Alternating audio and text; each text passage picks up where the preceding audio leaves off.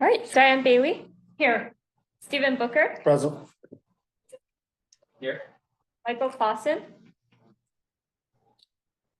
Oh, is he on?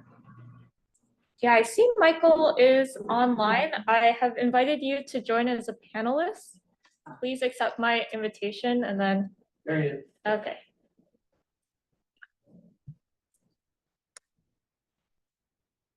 Okay. Present. Kathleen Goforth, Mele Himuli, Here. Aurelio Huizar, Here. Gail Lee, Here. John McKenna, Here. Jason Mendelson, Present.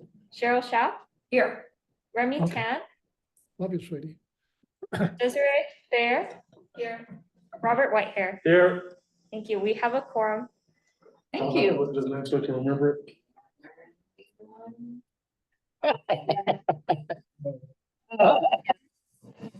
Thank you. It's all good. All right. So would any member of the public like to make a public comment on matters not listed on our agenda? You even see, you can voice see Vanessa, correct? Yeah, I If don't- there's someone on. Okay, I don't see any raised hands on Zoom. all right. Move on to the next item, which is, we need to take action to set the agenda and approve the consent agenda items. So I will be looking for a motion to do that from the committee.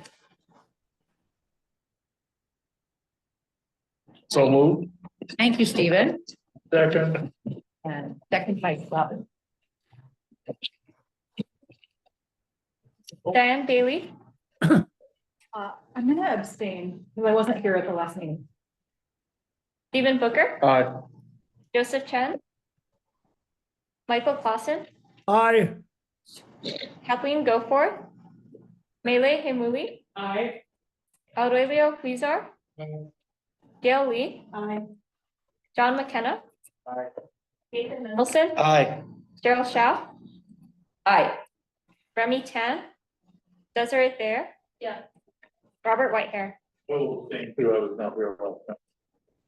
Thank you. The motion passes. Thank you, Vanessa. Jen, are you ready to swear in our new members, Joseph and Diane? Yeah, absolutely. Let me just bring up the oath on my, oh, we have it right here perfectly. And Vanessa, Kathleen's here too now. Oh, great. Beautiful. All right, I'll go ahead and I'll do a section of it and then the members can read back the section that I read, which will match what's on the screen right now.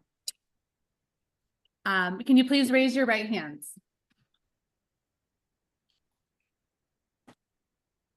I, your name, do solemnly swear that I will support and defend the Constitution of the United States and the Constitution of the State of California against all enemies, foreign and domestic.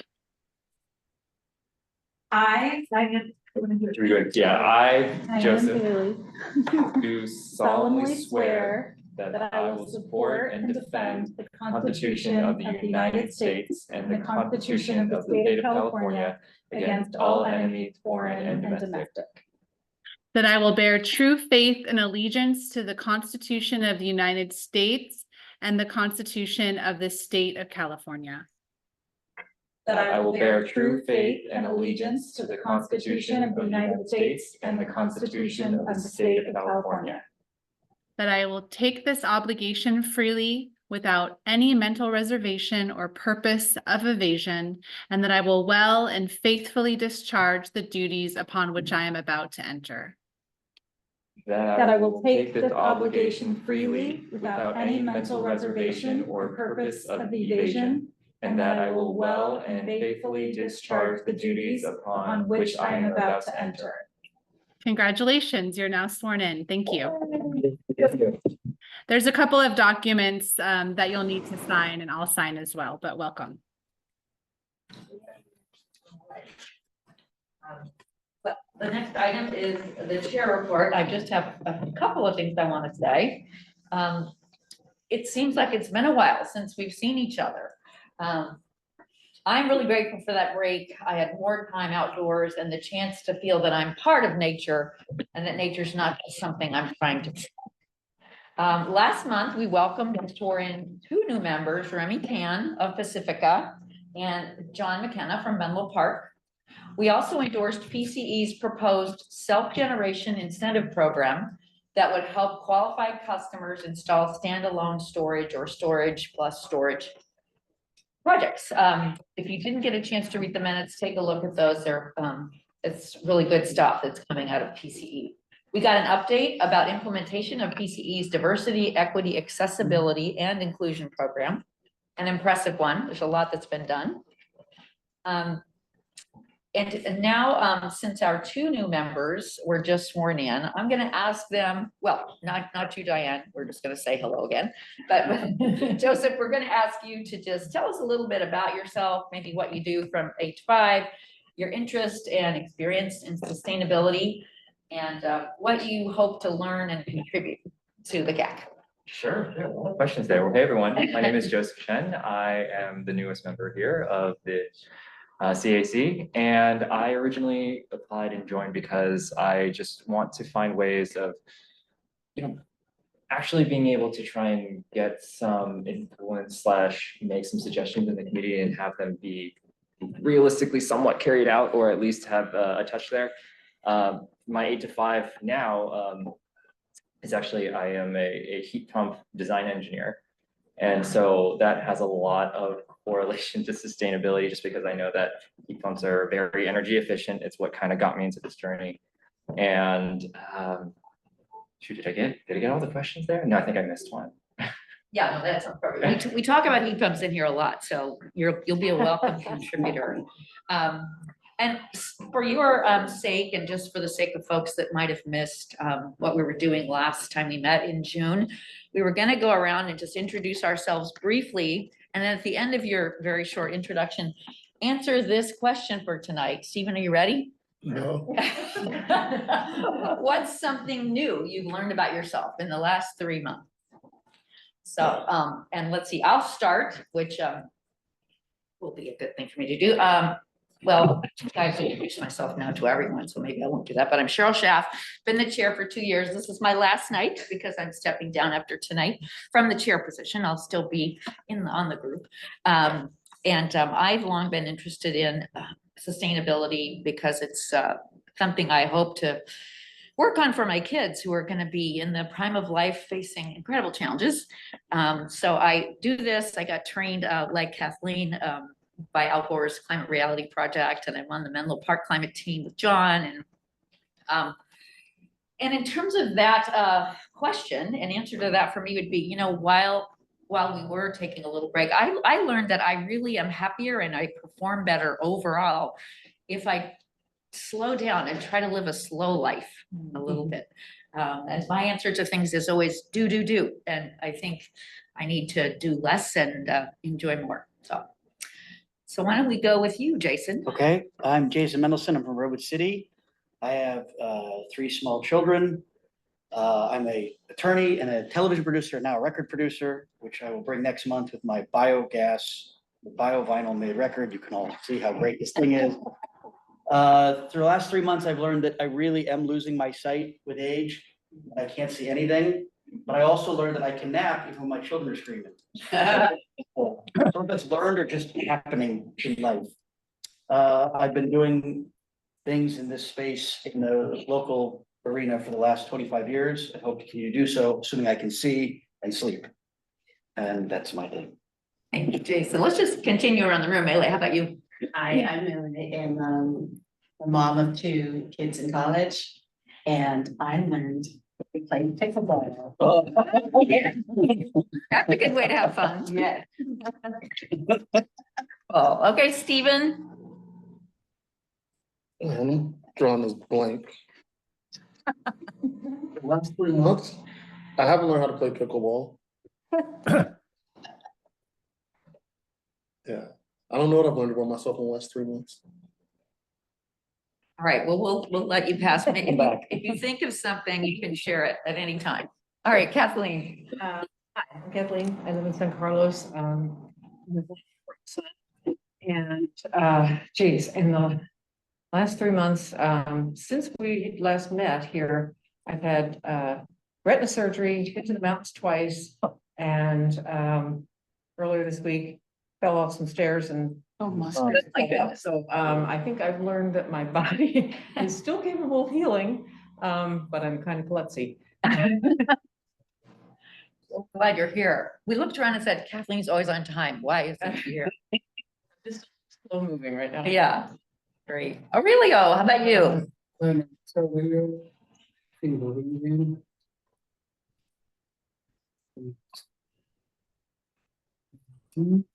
Debating with my co-workers.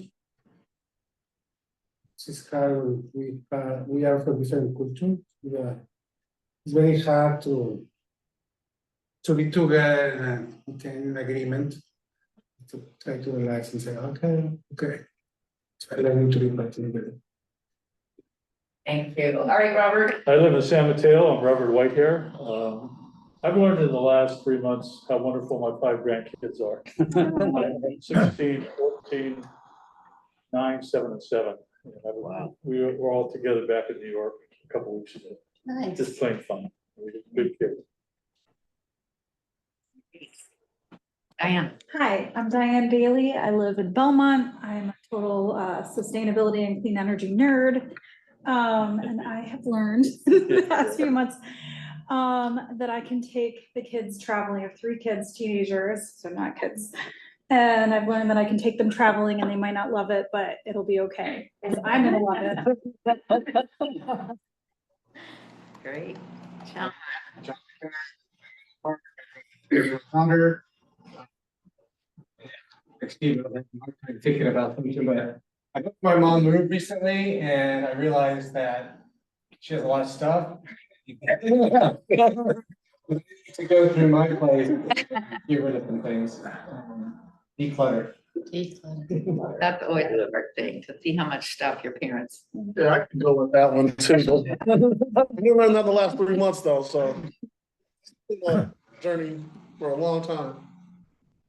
Okay, Jason, tell us what you've learned about yourself in the last 3 months. Yes, so I should preface, I'm from San Bruno. I don't think I introduced that one earlier, but from there. And in the last 3 months, I discovered that when you read online that if you want to take a travel itinerary that says it'll take 24 hours in total, that I'm no longer at the stage of life where that is something I can bear. So I did like 4 flights over the course of 25 hours and I was just dead by the end of it. So I'll do that again. That was bad. Wow, you survived though. You're here. I'm here. I'm here. Just 2 bags of missing luggage later. It's fine. Gail.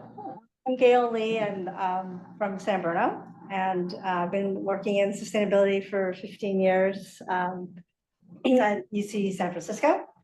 And something that I recently learned was that I bought a Chevy Bolt, and the Wait, price. is it B or a B? B. B. Yeah. And I thought since they gave me a price, I can just walk in, pay for it, and leave. Like I gave myself a half hour, and it still took 4 hours. I learned I was impatient in that. Congratulations on getting it. Yeah. I'm gonna tell everybody because I think it was like a little bit over 10,000 with the $4,000 rebate that I'm gonna be submitting soon. And the Wow. $4,000 tax credit, it was like less than $2,000. Nice. Yeah.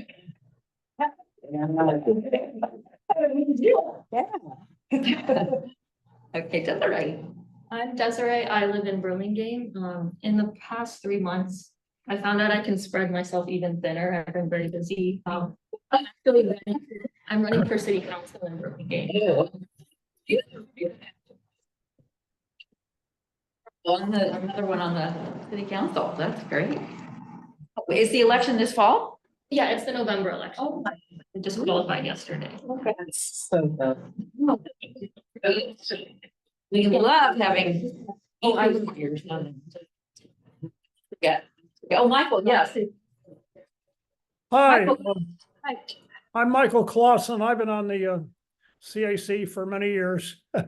And for the last 2 months, I've been in a rehab facility with a badly infected hip. And what I've learned from this is that I don't do well being cooped up. But if you really pay attention and are nice to other people, they're nice to you. And if you think positively, then it's much better than thinking negatively. And I think I'm due to come out next Friday, and hopefully I'll be able to join you in person in September, even though I probably won't get a new hip until October. Boy, the story continues, huh, Michael? But I'm doing okay. Great, well, I'm glad you could be here tonight. Terrific. Why don't we hear from Vanessa and Kirsten too? Sure. Hello, everyone. My name is Vanessa Shin. I have worked with Peninsula Clean Energy for about 3 years now. Prior to that, I did an AmeriCorps fellowship with the City of Cupertino and Silicon Valley Clean Energy. So I'm super passionate about local government and climate action. And one thing that I learned recently is I took a workshop on storytelling and communication. And I've been thinking about how to spruce up my presentations and communications with storytelling in mind. Great, can't wait to hear it. And Kirsten? Yeah, I'm Kirsten Andrew Schwind, and y'all know me. And I'm the same boat with you, Cheryl. I've learned I should slow down a little bit, just enjoy things. And Gwen, you want to tell us your answers? Hi, Gwen, work with Kirsten and Vanessa in marketing and community relations. Similar to Diane, actually, I just went on a road trip with my 15-year-old daughter, and we went from the Bay Area up to Seattle and back, and discovered things that we like to do together, which is really nice at this age. Wow. We stayed in the geodesic dome and jumped in a river. We enjoyed the Museum of Pop Culture together, and so it was really nice to just rediscover the ways that we connect. Jennifer, can we hear from you too, please? Oh, I'm on mute. Sorry about that. Jennifer Stalzer, I'm Assistant General Counsel for Peninsula Clean Energy. I've been with PCE for about 6 years now, and the County of San Mateo for 12.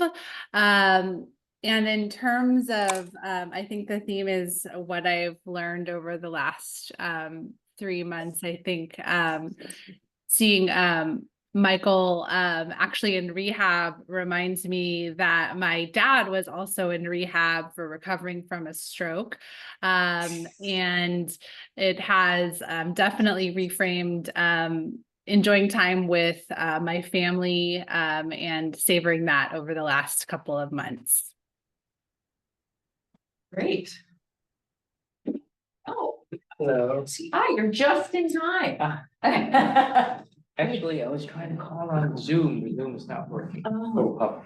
Okay. Oh. Yeah. Oh, we do have some members from the public on Zoom. Oh, okay, So- because I was dialing in and it wasn't working. Okay, yeah, maybe we can troubleshoot that after. Yes. Yeah, sorry about that. Well, Remy, we've just largely to introduce ourselves to Joseph, our other new member. We just went around the room and said who we were and just a little bit about why we care so much about sustainability. And then we answered this question, which we've had so much fun with, which is in the last 3 months, what new thing have you learned about yourself? Okay. So just introduce yourself a little bit and then answer that question, please. Hello, my name is Remy Tan. I'm actually an architect and been living in Pacifica for about 27 years, Cal and been working in the architectural field for 35 years now. And currently working on the high-speed rail project.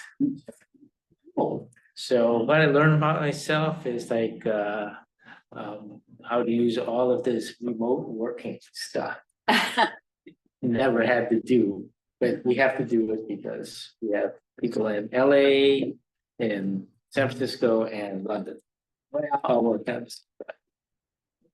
Digital. Well, welcome. Okay, that's fun to hear from everybody. All right, let me just see here. Our next item of business is from Gwen Rose is going to present to us Peninsula Clean Energy's brand update. Okay. We do. Okay, are you gonna control the slide for me? Oh, sorry, we're trying out a new template, so, you know, this is a test drive and it's not looking great so far, so. Okay. This is all working out kinks in the brand evolution. Okay, so we're gonna talk about PCE 2.0 from the lens of the brand strategy update that we've been working on. That's it. So we'll talk about what we're doing to build the foundation for the brand, the insights that came out of the process, how that led to what we're thinking is the brand structure. I'll do a lot of defining of terms because I know that a lot of people can think about these things in different ways. Talk about the messaging that's come out of it that we're working on, and then what we're kind of working on going forward. So in January, we started this process, and we wanted to update the brand because there were a lot of things going on. We felt like an organization kind of in transition, you know, a new executive team. There was this general desire to deepen relationships with customers. And what does that mean? How do we get as good at online relationships as Kirsten and Vanessa are at in-person relationships? And so it was a good time to step back and sort of do some foundational thinking around this. So what I'll cover, hopefully 15 minutes, Vanessa, keep me honest, is what we've done like to date, what we haven't done, like some open-ended questions that we can talk about, and then preview some of the upcoming work. So high level, what we've done, insights, brand structure, messaging, and this is the foundational backstage work. I think about it as backstage, and that gets us ready for coming out with a lot of customer-facing materials. So what's gonna come soon is new website. We're, you know, just starting to think about the new website where we've got the user flow. And so that's something that we'll be bringing back to you all. We're doing a marketing technology roadmap because to deepen relationships with 97% of San Mateo County and Los Banos requires a new set of kind of technologies that enable that. Implementing a new social media strategy where we can really deepen some online relationships. And then we're launching new campaigns, really thinking about how to help programs communicate about marketing in a more customer-centric way.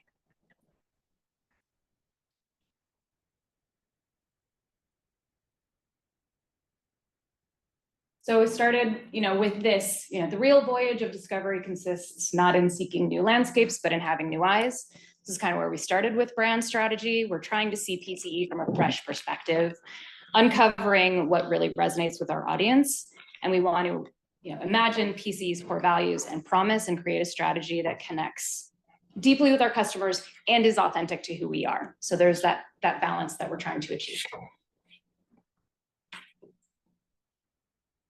So in terms of just how we go about doing that.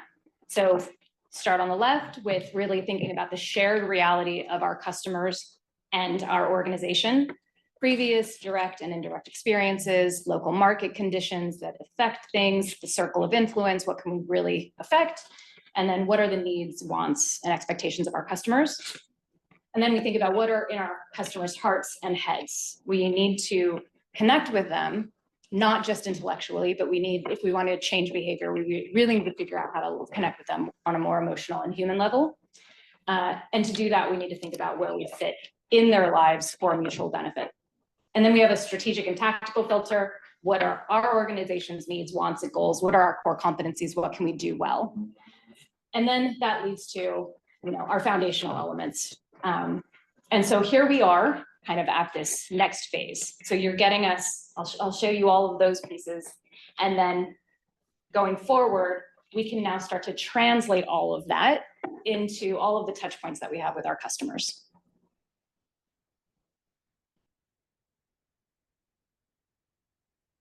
So what is a brand? Like I said, I'll do a lot of definitions just because people think different things.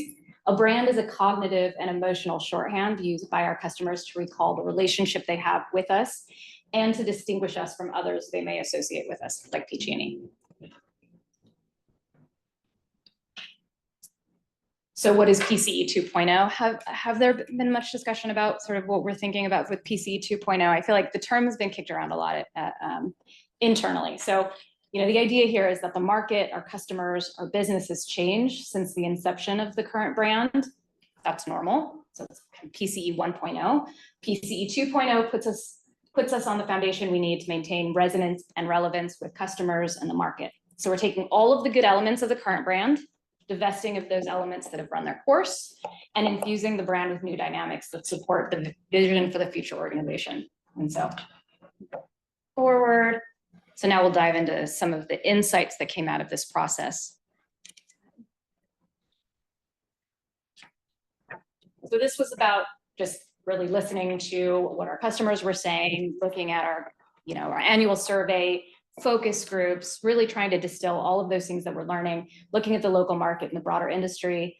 And then we coupled those insights with where we want to take the agency regarding the services that we offer, our energy sources, and the role we play in the community.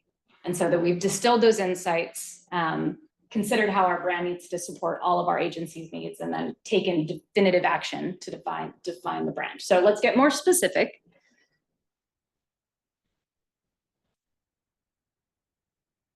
So one, customer centricity. This is one of the ultimate goals that we're trying to drive to, but what is it? It's behavior-based, it's not policy-based. It's giving the customer the feeling and proof that they come first. So it's the little things. So for example, our previous language, PCE 1.0, was always Peninsula Clean Energy hits this milestone. What we want to do is recast it from the customer benefit perspective. So the community now has access to 500 more charging stations because of Peninsula Clean Energy EV charging. So putting the customer first. So it's defining and deepening customer centricity as a priority. Next one. The other one that we found when we looked at what we were doing and what we want to change. So what we found is that explaining is losing. So our current communications bias towards trying to overly explain very complex concepts on the first date. You walk in on the first date and you're like, let me tell you about a heat pump. People aren't ready for that. They want a handshake. They want to understand why they should trust and listen to you first. So when we get caught in this, you know, this circle of trying to explain concepts, then we get caught in this kind of circular reference. So low customer engagement puts pressure to educate, puts pressure to talk about features and functions, puts further demands to explain, and so on and so forth. So we're trying to break that cycle by doing a few things. We want to embrace that we're not here to educate, we're here to provide affordable clean energy that enhances the lives of everyone we touch. We want to communicate the personal value proposition first. We want to be candid and use simple language. And we want to enable customers to self-select their level of desired education. We think about it as opting into learning. Everyone is coming from a different place. Okay, next one. We want to get out of PG&E shadow. So our organization currently lives under the shadow of the PG&E brand. So to build a positive and broad brand relationship with customers, we need to clearly separate ourselves from the PG&E brand, and we're thinking of it as respectful separation.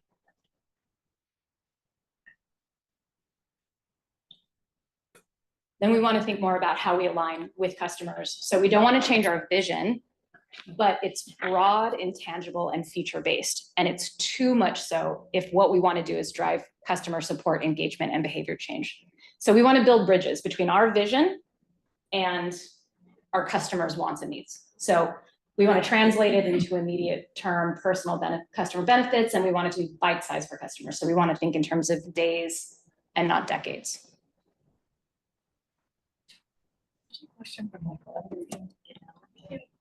Questions throughout the presentation? Sure. It's sensitive to 15 minutes, but we have 15 minutes to take questions at the end, but sure, Michael? Well, you say we're not here to educate. It seems like a lot of the processes and outcomes you're talking about involve education. Why are you saying that we're not here to educate in addition to help? I mean, we want people to learn. Is that not the same as education? Yeah, sure. What we say is we want customers to self-select their level of learning and education. Okay. So that's it. I think what we're doing right now is overly educating, assuming that everybody wants the same level of information. We want to simplify, clarify, and make sure people have access to the services that we provide in the clearest and most emotionally rewarding way. And we don't want to assume that we're teachers all the time.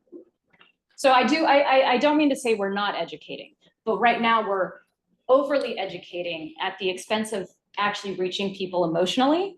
Once you reach them emotionally, they're far more likely to actually take the action and want to learn. So we're switching the order. Maybe you can give us some examples later on about how to do that. I mean, yeah, it's obvious you can do that on the website by choosing what you click on. Yeah. But I'd love to, know how you're going to do that in other ways. Yeah.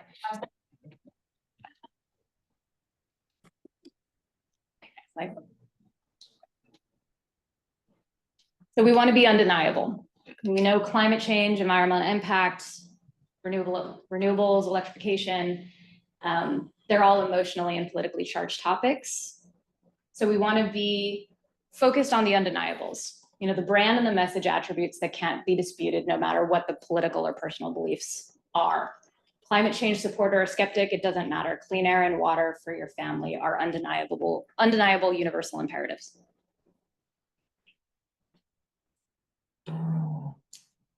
We want to focus on the not-for-profit aspect of this organization. Because we are a genuine not-for-profit local agency, we have the innate ability to build trust-based relationships with our customers. So we're in this together. Not-for-profits are held in higher regard and have greater levels of trust than their for-profit counterparts. So to build on this, we will celebrate our nonprofit status, demonstrate how we are part of the fabric of the community, and we will speak like our customers plainly. So we'll go from focusing on community reinvestment to here's how we're supporting our friends and neighbors.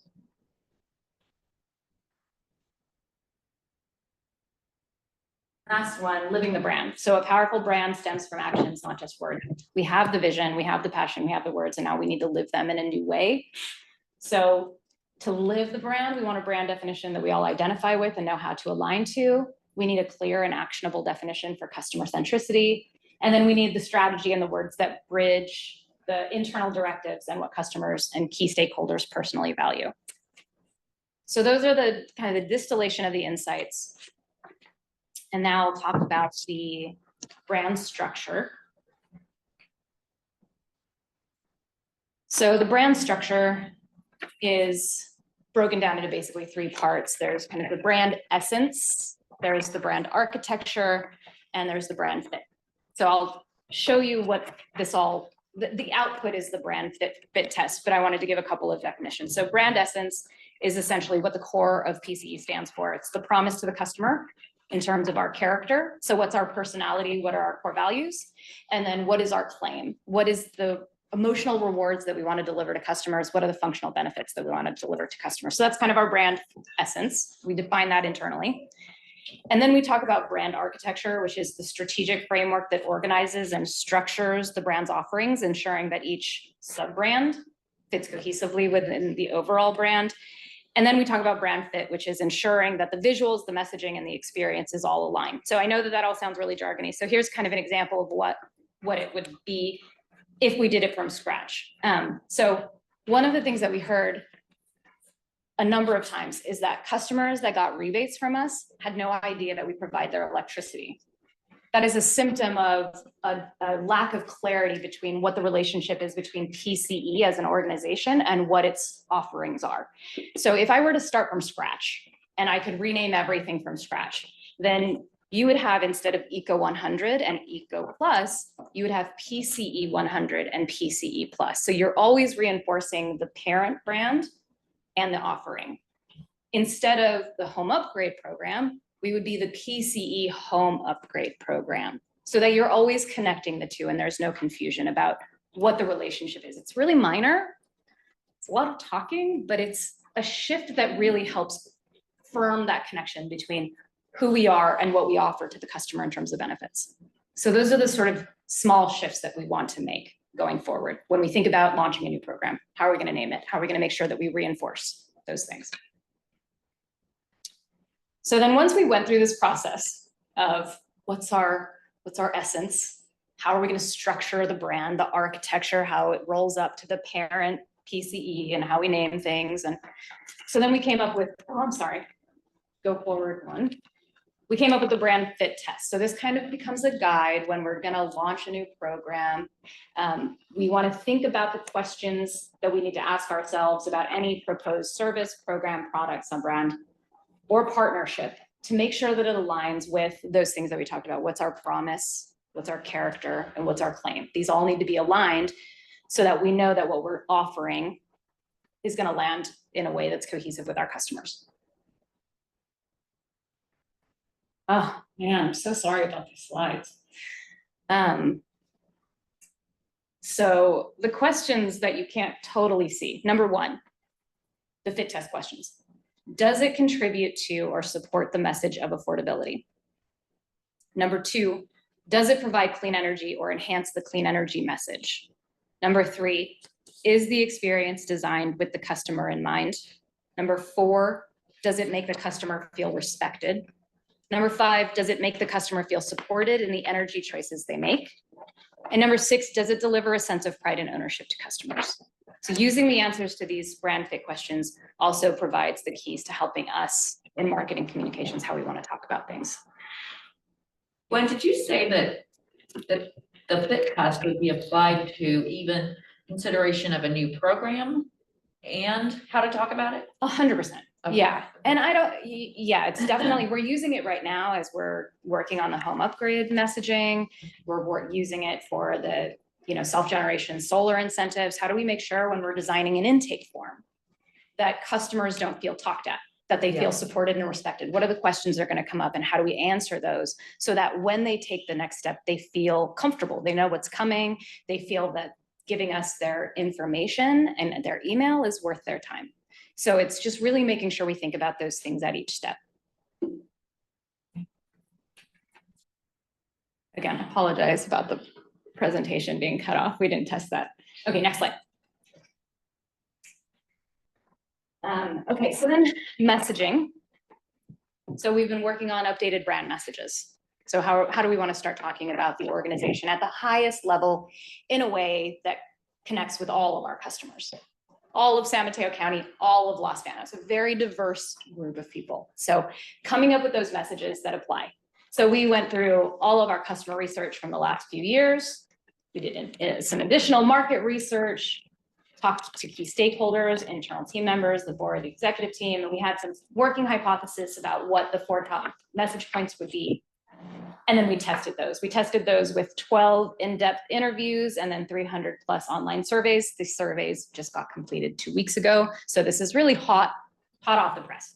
So this gives us market-ready message points. Next slide. So I'll show you what the message points are, but remember that the message points are a hierarchical set of key points that the majority of our brand and our awareness communications will use to express our value proposition, but it's not actually market-facing copy. So just so you know, this is the hierarchy of messages and it will inform how we communicate at the brand level, but it's not actual customer-facing copy. Okay, next. Okay, so number one, at Peninsula Clean Energy, we focus on providing affordable clean electricity. As a not-for-profit, we focus on serving you, our community. Number two, Peninsula Clean Energy supplies your electricity and PG&E delivers it to you using its wires and poles. Because we're a public agency, we can keep electricity as affordable as possible for you and your family. Number three, Peninsula Clean Energy is your not-for-profit provider of electricity. Because we serve you, we source electricity from clean sources at affordable prices so you and your family can feel good about your energy choices. So you should start to see that, versions of that flowing out through the website. When somebody lands on the website and they're like, who is this organization? Why are they on my bill? We want them to very quickly understand all of these things. We're a nonprofit. We provide clean energy. We provide it at affordable prices that are less than PG&E, and then who we are in relation to PG&E.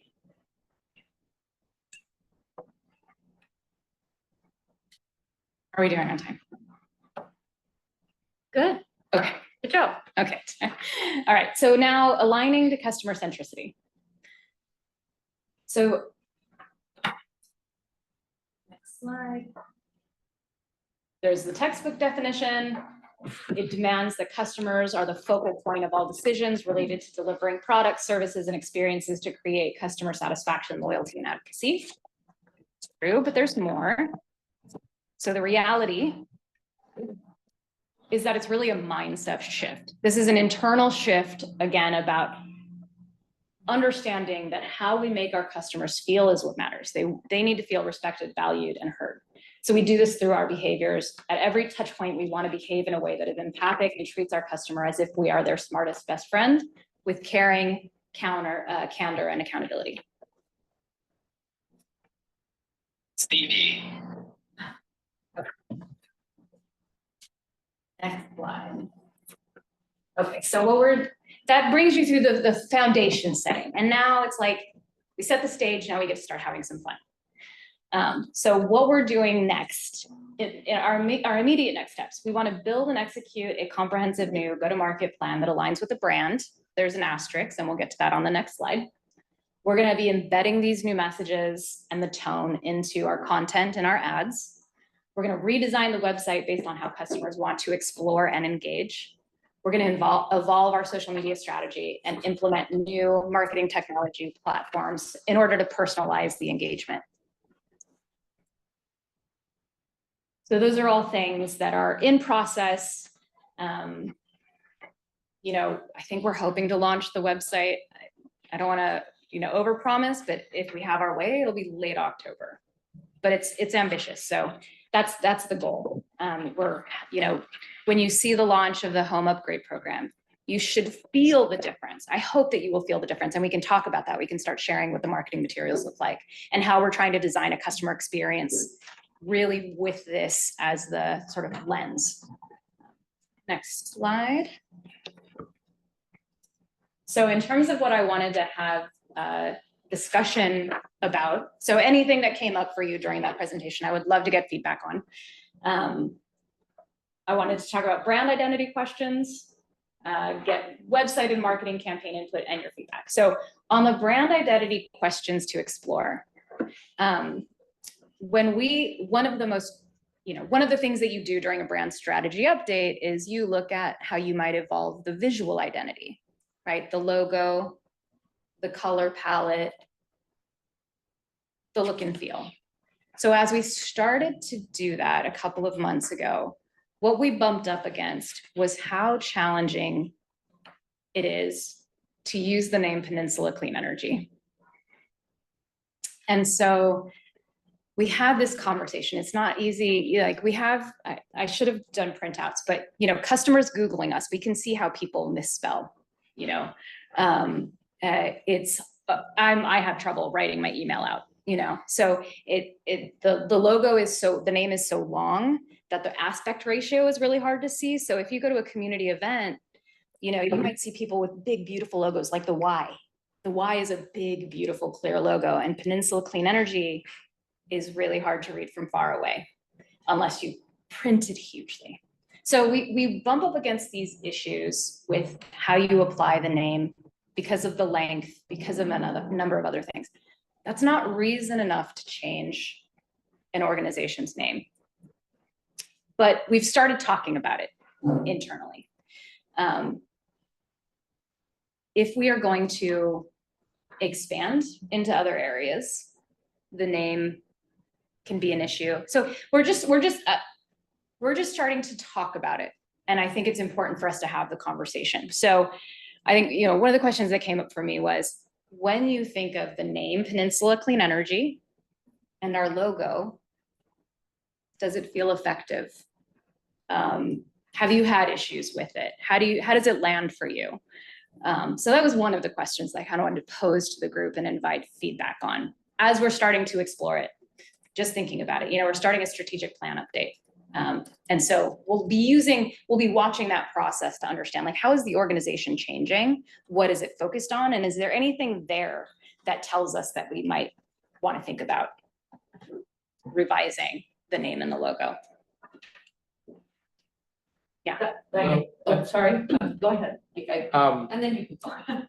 Yeah, I just wanted to comment, as you were going through your presentation, you said, oh, Pacific Clean Air, and one of your slides, I think the second slide, I scanned it really fast, and I thought it would say PG&E.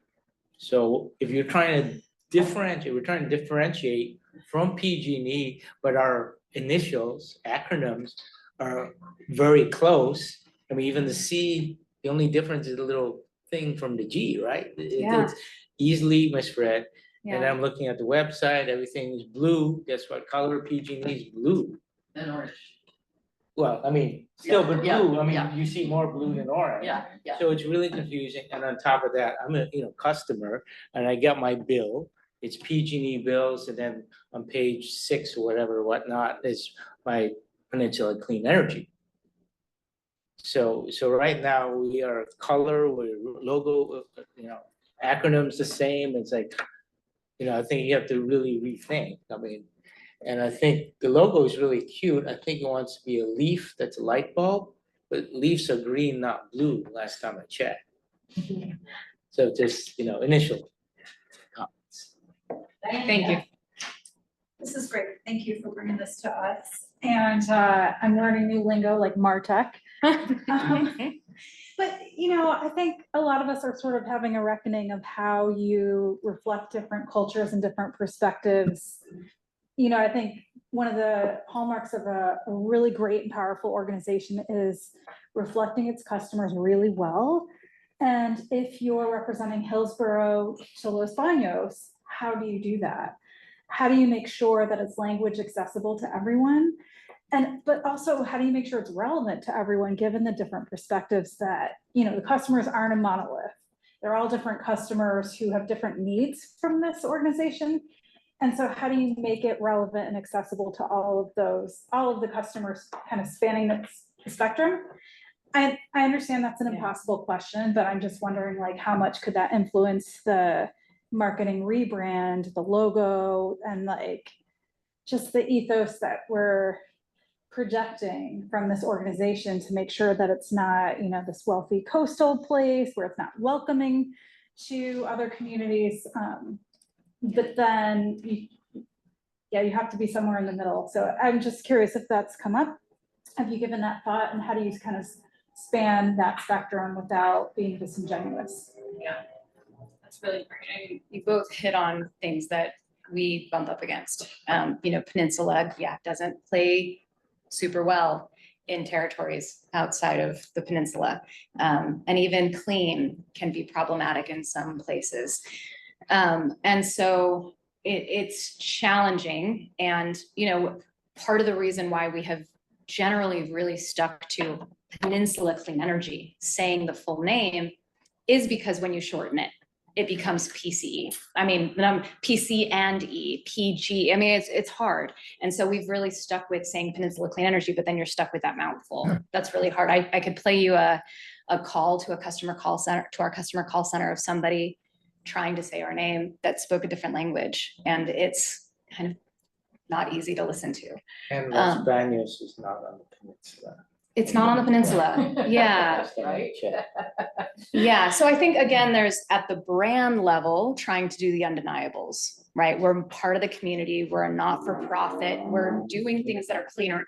I don't think we need to deny or hide those things. I think we celebrate those things at the highest level. And then I think in terms of relevance to customers, it's really getting good. That's why I mentioned MarTech, is really getting good at delivering customers the information they want and care about, and allowing them to self-select the journeys that they want to. So we want people to be able to come to the website and go, I'm a resident, I'm an EV driver. Oh, I want to switch. Oh no, I'm a current EV driver.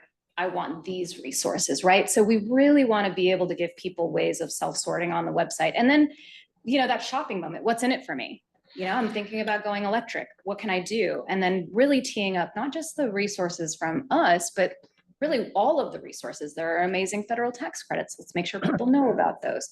And so, it is a complicated question, but it's both being clear about the brand, and then at the program level, just making sure that we develop really thoughtful user journeys for each one of our programs so that customers can really come in and self-select. I want to know what's in it for me. I want to learn about it. I want support.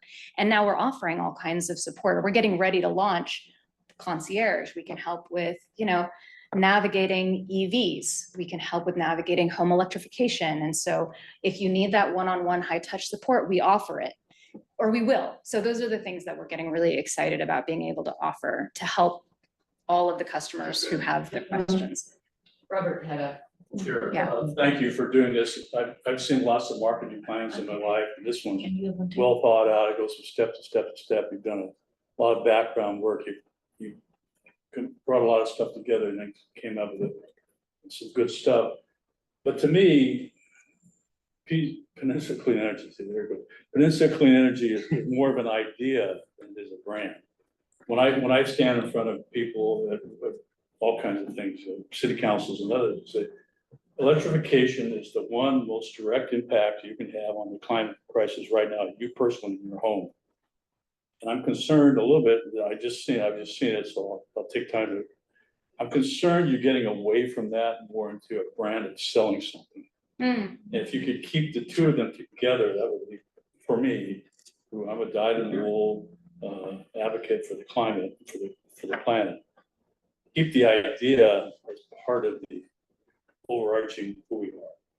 PC is an idea that we can do something good for the planet.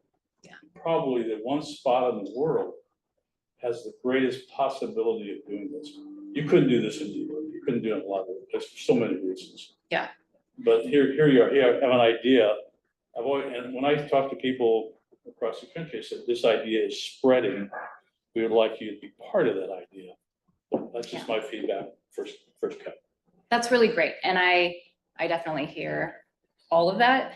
And I think, we're internally using the shopping metaphor because we want customers we know who we are and we know why we were created and we know why we exist. And that doesn't stop happening.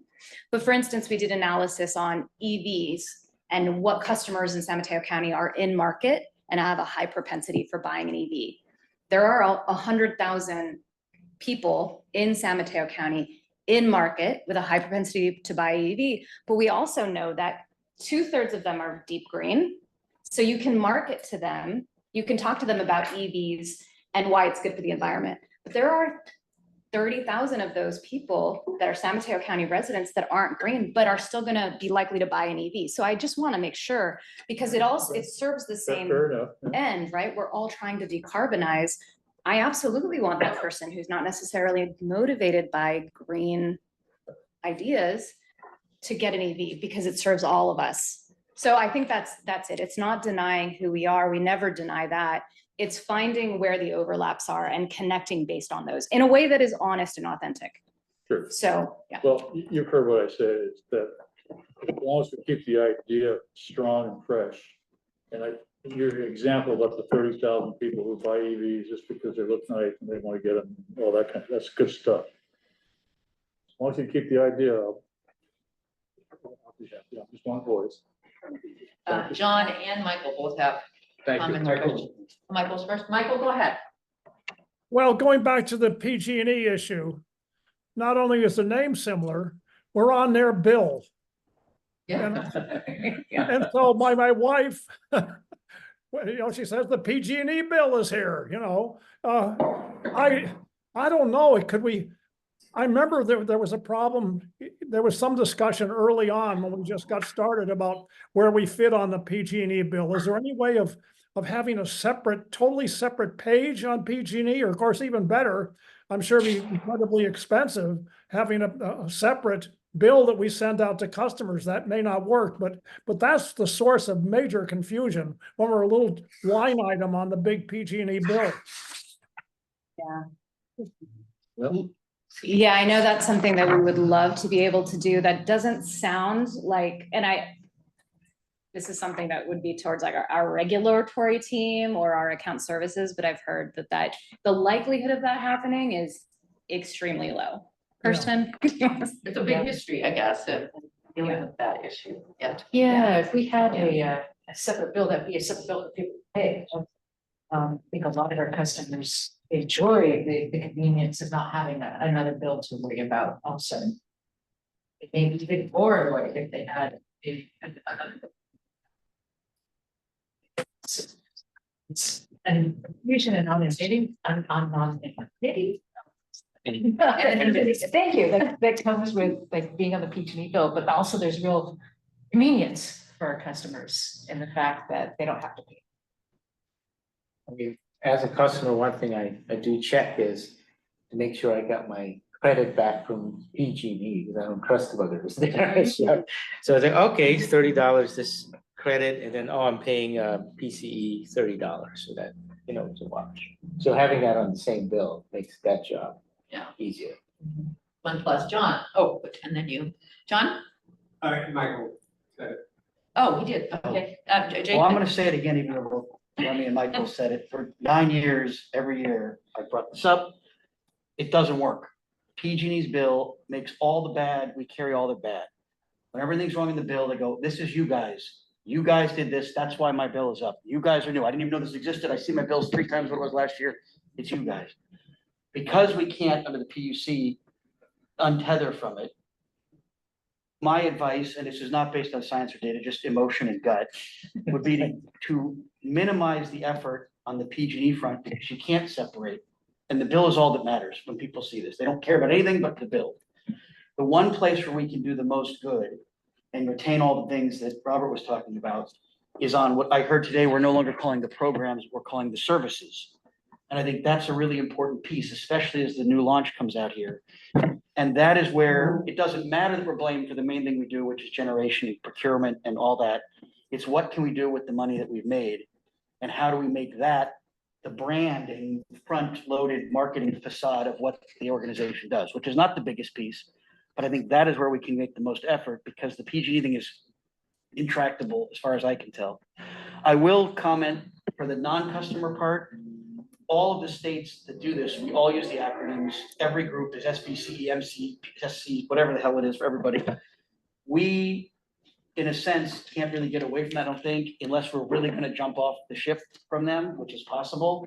But I do think on the program front, having that hit the ground running, both on the great, the proper, I don't know what the word anymore, but the thing we're doing for income qualified people right now, the free services, touting that as, look at how great we are. This is free. Everybody that needs it's gonna get on board, and the rest of you better catch up. Here we go, October 31st, whatever it is. When that's hits running, I think that's where the energy can be. All this is fantastic. The PG thing, we're screwed. We're tethered with them forever. We can't get away from that. We're gonna get blamed for the charges. And so I think for me, the energy, well, all right, that's why I'm good. Thank you. No, I was just gonna say, I think the energy for me would be whatever we do with the launch of the concierge service, that's the opportunity to make that the face of what the organization is doing, because that's where we can do something. So that's my. Before the meeting, something similar is what jumped out at me. I agree with everything that's been said, having, you know, the abbreviation sounds so much like PG&E. That's a problem. I was trying to think of something else we could call ourselves, and the best I came up with was pretty cool electricity, which still is PG&E. Doesn't help us at all. The PG&E business. But I like it. pretty cool electricity. It's that sort of Apple cheeky, you know, way to present yourself, which works today. But the thing that I noticed was early in your presentation where I think you gave me an example of how do we make it more customer focused. Okay, so if we hit this milestone, you now have, you now have access to was 500 more PD that. But that piece of it, which I think is what Jason was talking about, is completely missing from those message points. We have 3 message points. And frankly, the third one seemed kind of redundant to me. It didn't really say anything more than what the first 2 said. And I didn't see anything in those message points about, we take our money and plow it back into the community. We're doing all this great stuff for you. It was all about, we're providing you with cheap electricity, but we're doing so much more. And that's the really cool stuff that really makes us different. So I think that's, I would like to see that built into the message points. Sure. Great. That's great. And I don't really want to send, the first thing we ever said, that Kirsten taught us to do, which I've said to this day, is even if you don't give a damn about the environment, you're saving money. So you're gonna get cheaper electricity and it's cleaner whether you care or not. Yeah. And that's always been the message, even to the anti-environmental people. So I still think that's the main, I still stand. Yeah. I Really think this is. one is the messages. Yeah, so what was going on with number 3 is one of the things that we had a lot of conversation about was, and again, this is brand level. We want customers to feel respected for the choices that they have to make. So one of the examples came up, like, you know, we talk a lot about shifting your usage. So you're using it during not periods, right? But sometimes you have to. You got to cook for your family. And so what we want to be able to do is say, you know, here's the information. We're going to trust you to make the right decision. And the reaction there was, too often energy communications are shaming and guilting. So we're trying to get away from that. We're trying to not make people feel pressured. We're trying to make them feel respected. So that was why it was like, exactly to your point, we're going to provide you with clean, affordable power. You get to feel good about the energy choices that you make. And hopefully that brings you into the journey so that you trust us and we build a relationship with you. And then you get to use our programs because you're ready to hear what it is that we offer. That was where we were going with that at the highest brand level. It seems to me like that could be built into number 1. It's almost all there in number 1. And again, I was kind of surprised not to see anything about, here's all the other cool stuff we do for you and all these other resources that we're making available in your community. Yeah, like the EV stations that you were talking about earlier. I mean, that's a really cool message. And that gets people's attention when I'm talking to people and I tell them about, you know, it's not for profit. And what does that mean? Well, because, you know, here's what the money's going to. All these things that are gonna make it easier for you to go electric or whatever. Yeah, Aurelio has a comment. Maybe for me, I think so, it's maybe too soon to share the low and the color for Peninsula Clean Energy. Because like 1 month ago, 3 weeks ago, we was in a presentation and was Peninsula Clean Energy. Oh, that's the logo for Peninsula Clean Energy. That's the color for Peninsula Clean Energy. And actually I was talking with Vanessa, can I use some slides for Peninsula Clean Energy? The community is already engaged with the color and the name with Peninsula Clean Energy. I think so for me, for low communities, is to explain that why Peninsula Clean Energy is in the video.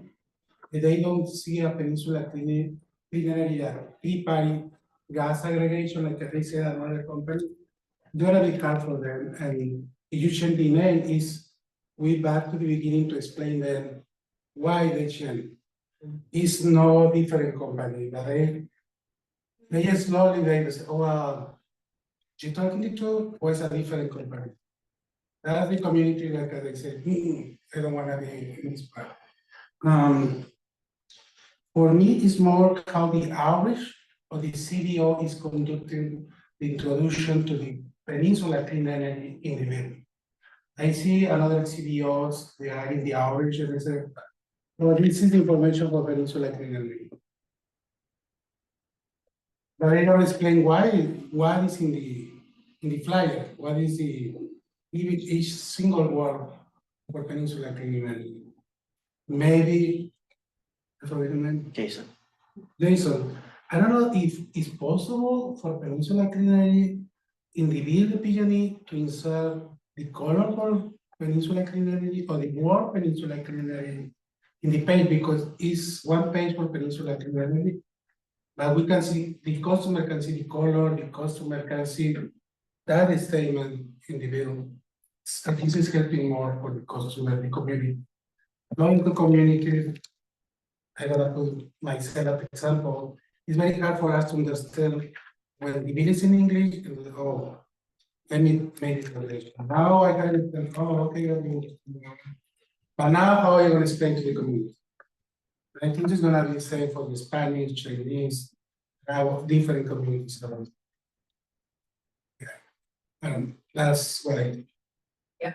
Yeah, there's a lot to weigh if you're gonna change your name. The CCA that serves the East Bay was East Bay Community Energy, and they just changed to Ava Community Energy because they were expanding into Stockton. And so they went with Alameda and Valley, Ava.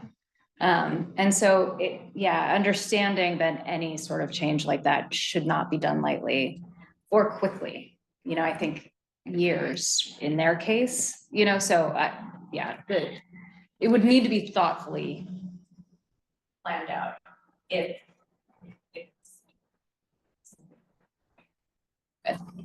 I hear that would be a pain that we would experience. Just a couple of quick things. This all felt so authentic, what you're trying to do, because I feel so positive about the organization.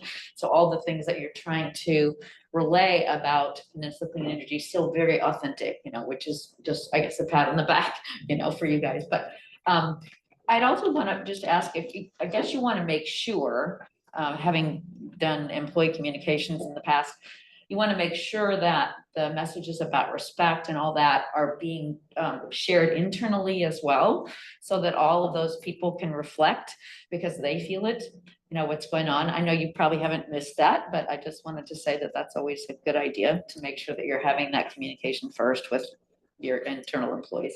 Yeah. And then the last thing is, I just see a real big opportunity while you guys are trying to do this to have an in conjunction sort of media relations campaign. I mean, there needs to be a lot of explaining done to the world, and couldn't we use some of the science writers and the energy writers to talk about what the heck is a community choice aggregator, and get them doing some articles on it, and then you guys can be spokespeople. And then so I see a really big opportunity to do a lot of media relations around this. Yeah, there was a joint effort with KQED. There was a radio spot. And so the Bay Area CCAs got together and worked on that. And then it drove you to a site, and then you could look up your zip code and find out what CCA you're on. But more like that and bigger like that. Yeah, and do it. I mean, go to some editorial boards. You guys should, and sit there and talk about what it means and make it broader. Oh, gosh, we got more. I love this. Everybody's involved. It's great. So one thing I don't see up there is all the rebates and incentives, which are really valuable. That's what, when you talk about costs, that's something that can help them make the decision, but it's not in there. Yeah, and so that was, people can feel good about the energy choices they make. Again, this isn't customer facing copy. This is more an expression of who we want to be and how we want to show up for customers. So there would be a recasting of this when we bring people very quickly, especially like the website is only one touch point of many, email, in person, all of that. So we would be thinking about how it all flows in terms of how we talk about programs, but very quickly, we want people to understand, oh, I'm interested in EVs. Here are the rebates. Here's how I get the support that I need. So yeah. Desiree, what do you want to share? Oh, just a couple of thoughts regarding the name and the logo. So I do kind of like the idea of something community electric instead of something clean energy, because it seems like, although I love that it's clean, if we can reach more people and it's a little less confusing. And then for the logo, as much as I really like the simplicity, I think the light bulb doesn't really touch on a lot of what we're after anymore, right? It's if you could have like a plug or something, like so much is electrification. It's not just the traditional light being associated with electricity, like the light bulb, right? So I think that would fit better with a lot of the services we're providing. Thank you. Okay, I'm sure we're out of time. There any public comments about this topic? Oh, Michael, you still have a comment?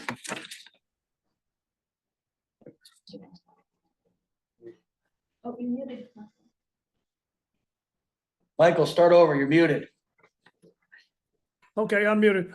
Speaking of East Bay Clean Energy or whatever their new name is, what can we learn from other CCAs around the state. Have you, and if you're part of your brand search, have you looked at what other CCAs are doing? I think there are about 30 of us around the state. I know that would be a big project, but there may be some interesting things we could learn from some of them.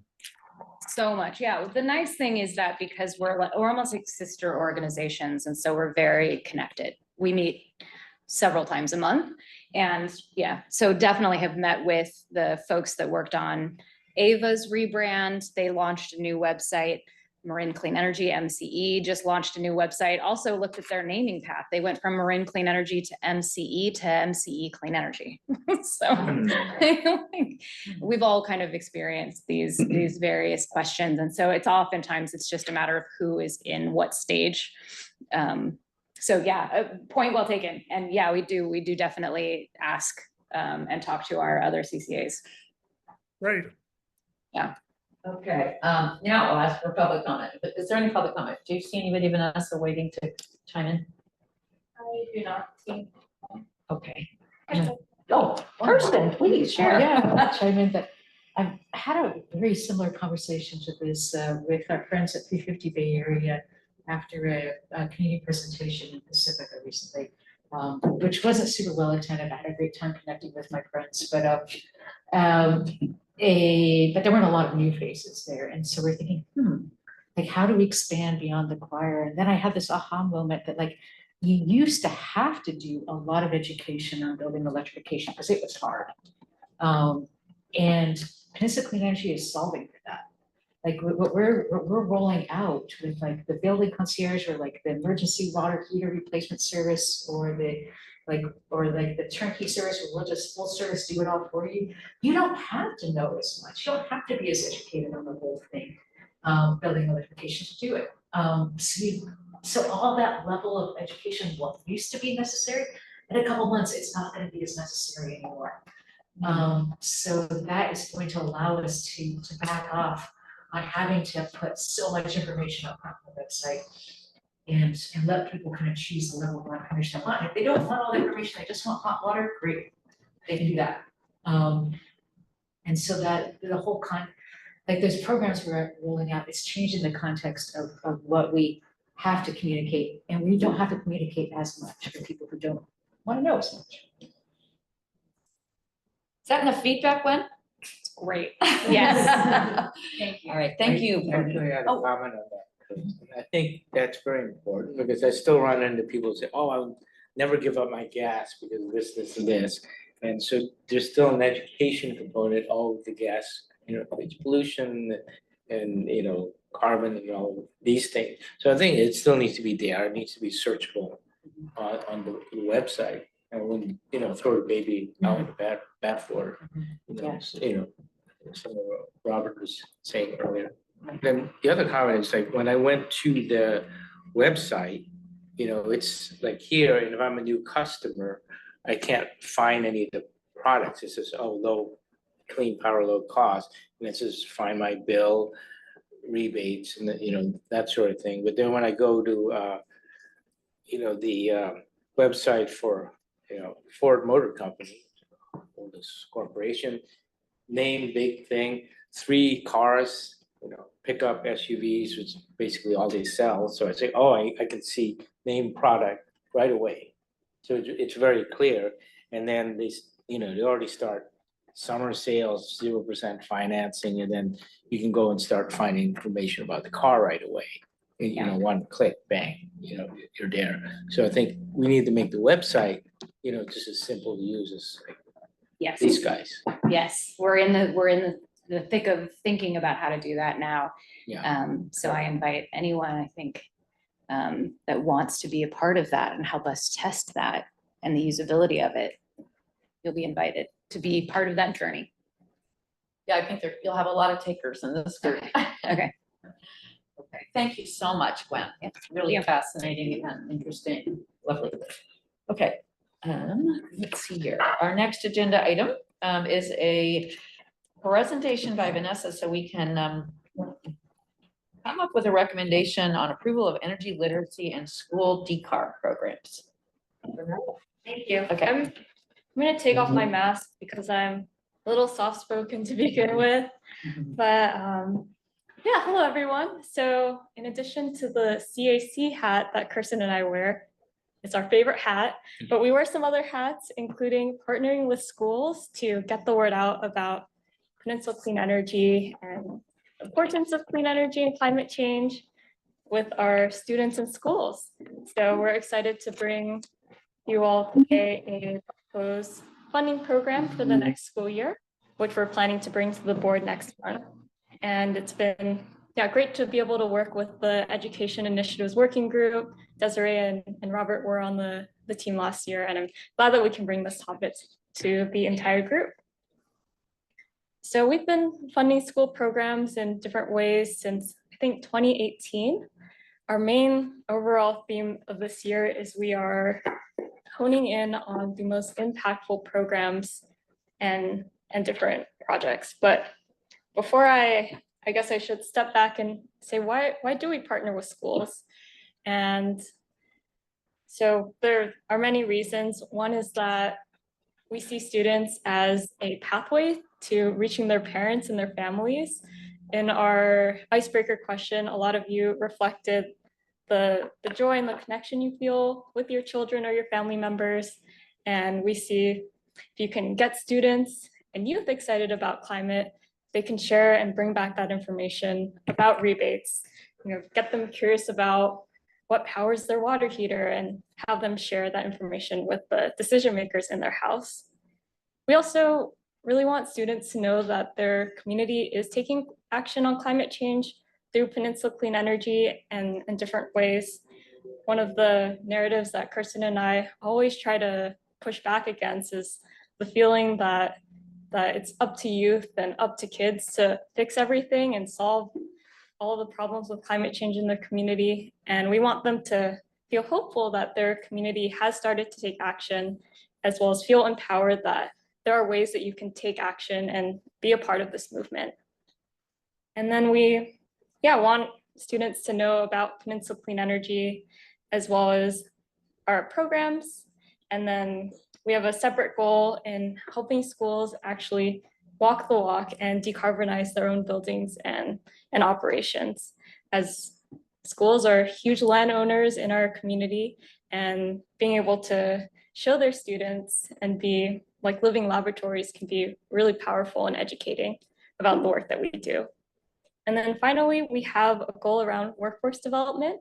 We know that to be able to reach our goals of going greenhouse gas free, we're going to need a lot of local and skilled people in the trades, including electricians and contractors. And we want to start raising awareness about these good career opportunities, starting with middle school and high school students. So I'm going to talk about some of the challenges that comes with achieving our goals. The first goal that I'm going to talk about is our desire to help schools decarbonize their facilities and their fleets and operations. And so, as many of you may know, there are a lot of resources and funding opportunities out there for schools, whether that be from Peninsula Clean Energy. We have a program to help schools go electric in their fleets. We have incentives for them to replace their appliances in their buildings. There's also layers of funding from the federal government, state government, but schools just don't have the capacity to either understand these different funding opportunities, or they are just so stretched thin. We have 23 school districts in San Mateo County, and many of them are really small. So there just isn't a lot of staff capacity and time to be able to understand these different opportunities. So one of the ways that we want to help address that is to fund one of our partner organizations on the county level at the San Mateo County Office of Education, and help them and fund a staff person on the county level to work closely with schools to help them understand these different opportunities, and particularly to engage in some key leverage points like facilities master plan process, as well as leveraging local bond measures. And we'll talk about this a bit further. Another challenge is that schools don't know what equipment they have. they aren't able to plan proactively for replacing electric appliances if they don't know what they have. And so one of the other parts of this project is to work closely with school districts to catalog and create kind of like a landscape analysis of electrification at their district. And so through this program, our partners will go to schools and catalog things like the number of methane gas appliances, as well as when they're expected to retire or burn out. They're collecting information about fleets and EV chargers, as well as solar panels. And so just having that information handy helps schools be able to take action, as well as it's good for us to know because we know who are the good candidates and who should we prioritize in our outreach for our own programs. And then finally, we want to be able to celebrate the work of schools that are taking leadership in this area, publicize the work that they're doing, inspire leadership. And so one of the ways we're going to address that is raising the profile of decarbonization opportunities through summits as well as an awards program. And on the other end, now we're going to talk about energy literacy and teaching about clean energy in the classroom. So we see that this is a huge need, but not all students are currently learning about clean energy or green careers in their normal classroom. And so one of the ways we'd like to address this is to help teachers, make it really easy for them. We also know teachers are spread really thin. And so the easier we can make it for teachers to teach about clean energy, the better. And so we're planning to invite teachers to a 2-hour after-school workshop where they'll learn about a curriculum that we helped develop about clean and renewable energy. And then we'll also provide the classroom classroom materials for them to run a fun hands-on experiment with their students. And we just want to make it easy and help them build confidence. We also have different programs to, again, on the green career front, to support students with learning about all of the up and coming careers in high demand, high wage careers in the trades. And so one of our new partnerships is with Career Technical Education. And so that's a part of high school curriculum that is focused on careers and industry specific skills. And so we'll be partnering more closely with those instructors and teachers to highlight the need for electricians and folks to help us decarbonize. And then finally, we know that it's great for students to learn about clean energy in the classroom, but we want to provide some opportunities for those who are really motivated and who really want to dive deeper and learn more, to be able to do that outside of the classroom and build a community of like-minded folks. And we're gonna continue partnering with the Youth Climate Ambassadors program, and we'll talk more on that. And so before I dive into the specific programs that we're bringing for your feedback today, I wanted to highlight that there are some ongoing separate efforts around clean energy education, just for your information. And so we are currently partnering with the San Mateo County Community Colleges District. And this is a really exciting program. They have hired community college student interns to develop these hands-on interactive exhibits, kind of like at the Exploratorium in San Francisco. And the idea is to be able to have community college students educate their peers about clean energy, about careers and electrification through these fun and Instagrammable types of experiences. And so this photo here is one of the first exhibits that the team has developed. It's a virtual reality experience where students will scan a QR code and it'll pull up a virtual reality interface highlighting different energy sources. And there's like an interactive game and just one of the exhibits that have been developed so far. We're also continuing to partner on clean energy field trips, which will be starting this fall. I think it's expected to reach about 500 students this year.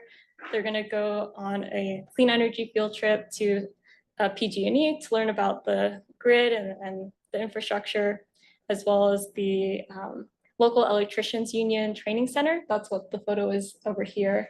as well as they're going to visit a electric home to learn about home electrification. And we're working closely with them so that they also learn about Peninsula Clean Energy and our role in all of that.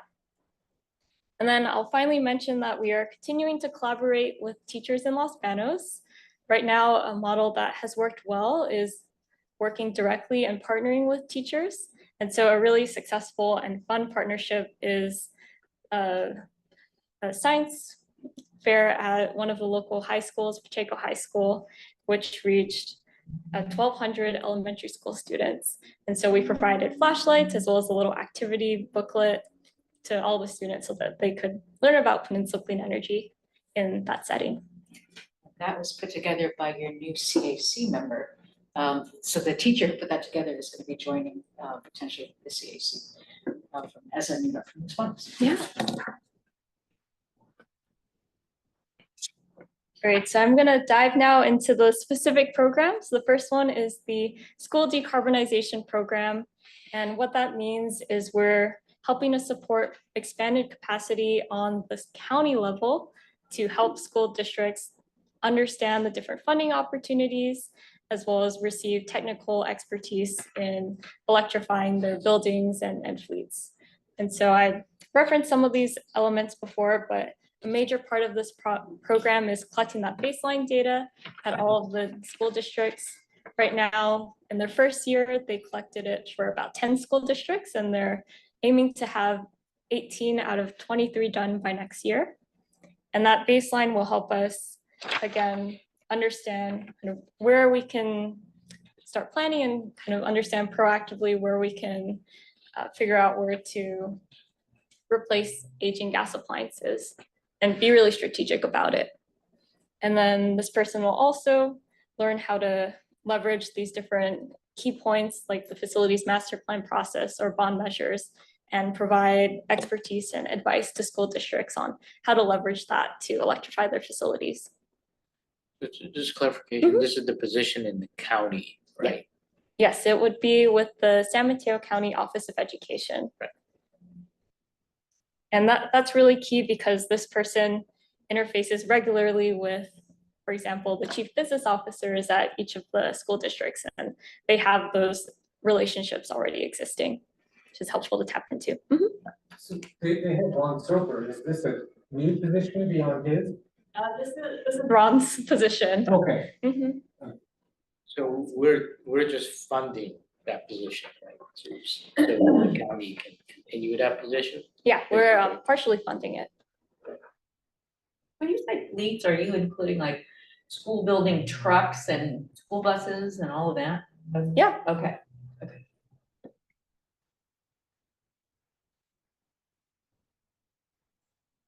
Great, I'll move on to our next program, Youth Climate Ambassadors.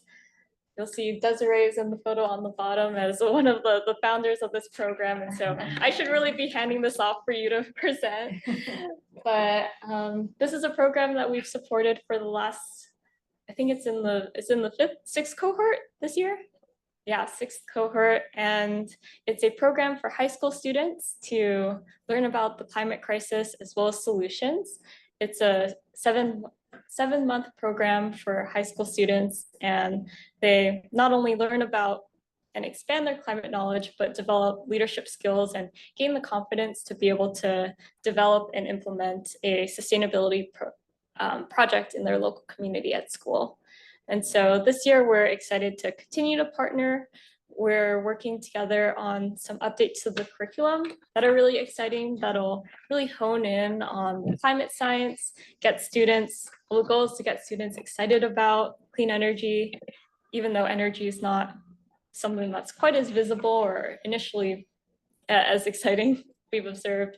We want to revamp the curriculum to help students see that energy and decarbonization is really impactful, and for them to learn about the different opportunities in their community to engage. So we'll also connect them with community partners. They'll learn about the climate action plans in their own community or school, and then we'll help plug them into ways where they can engage and get involved.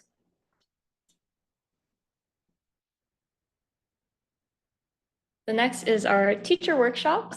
Again, this is an after-school workshop in which we'll invite middle and high school teachers to learn about Peninsula Clean Energy. We'll equip them with a curriculum that they can adapt or use in their classroom. I have a little video here. So last year we did these workshops.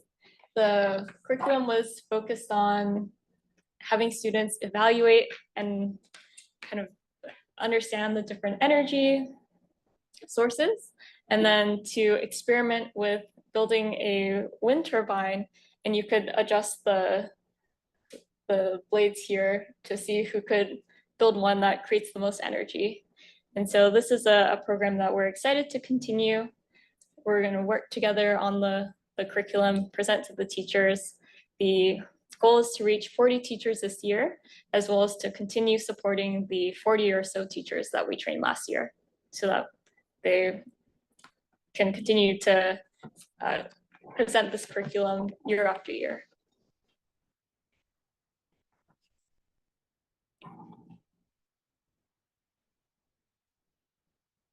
All right, just a few more slides. And so we're also excited to continue partnering on some summits and awards to really raise the profile of schools that are taking leadership in decarbonization. One of them is a summit that will focus on addressing administrators as well as decision makers on the school district level. We had a really successful summit this past year that had representation from 22 out of 23 of the different school districts. So a lot of interest there. And one of our colleagues, Blake, he used it as an opportunity to present information about our government building electrification program. So we found that to be quite successful. There's also a youth climate summit that we're planning to continue to partner on. Last year, there was almost 80 students from across the county. One thing that was surprising is that a lot of middle school students showed up. And so it was, just a great opportunity to connect with students. I did an induction cooking demo, making popcorn. I almost burned it, but I did it. So I was happy about that. And just a fun event and a good way to engage students. And then finally, our Decarbonization Awards. That is to recognize school districts that are taking the lead on electrification. We're funding 5 awards again this year. And then, some examples of awards last year were for school districts that started to replace their appliances with electric, or those that were building new LEED certified buildings. And so a good way to, again, just highlight the good leadership and work that's already being done. And then finally, this is one of our new partnerships that we're bringing for your consideration today, is deepening our collaboration with career technical education to ensure that students are learning about different clean energy careers. We have a wonderful set of partners here, including the local electricians union, the local chapter of the IBEW, as well as partnering with some instructors from Skyline College and Jefferson Union High School District to really take a look at the automotive curriculum and explore ways that we can integrate information about electric vehicles, so that students are learning about how to maintain electric vehicles, how to install chargers, the importance of that. And we see that that's important because of the shift away from internal combustion engines. And we want to make sure that students are prepared for a world that is rapidly decarbonizing. And so, this partnership will, again, raise awareness about career opportunities to students who are in that program. It's going to explore the existing career pathways for becoming an electrician, as well as EV maintenance and EV charging infrastructure, and then start figuring out how we can integrate those concepts and skills into the existing career technical education curriculum that high school students are being exposed to. And so that is this is a summary of all of the different programs that I highlighted for you all today. And I'm interested in hearing your thoughts and feedback. Fantastic program. Great. just a couple of things on, I think Peninsula Clean Energy has a solar farm in Los Baños. Do we have wind turbines also? So it'd be really cool to do field trips. So the big field. Wouldn't it? They don't let us. Wait, We're the off-taker, but we're not the. oh, we don't own the panels? We're the off-taker. Yeah, the owner's We're the not what? letting us do field trip. Off-taker, off-taker, yeah. So that means we buy the power from the solar farm and the wind farm. Yeah.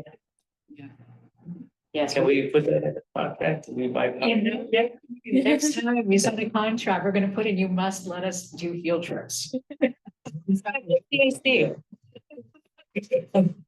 Oh, yeah. Just to do that, we've asked a couple of times. You know, that the solar farm has changed hands a lot of times. Yeah, maybe it'll change hands again in the next door. Yeah.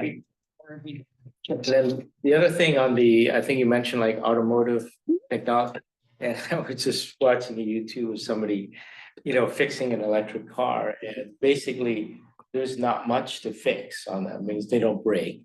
So the people in the mechanic, office garage said, oh, well, we'll probably go out of business. And another issue she had when they were fixing this car, everything's proprietary. I think it was a Tesla, and they were gonna take it apart and put it in another car. And just, they had to like rent software from Tesla to actually work on this car. So there's a lot of computer stuff and a lot of dealing with proprietary,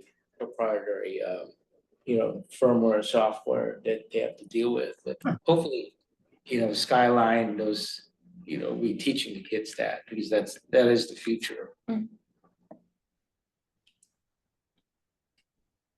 It almost doesn't seem like enough money, to vote it to these great programs. I mean, that's my take. Why don't we put more in? We're staying within the budget that was approved. Okay.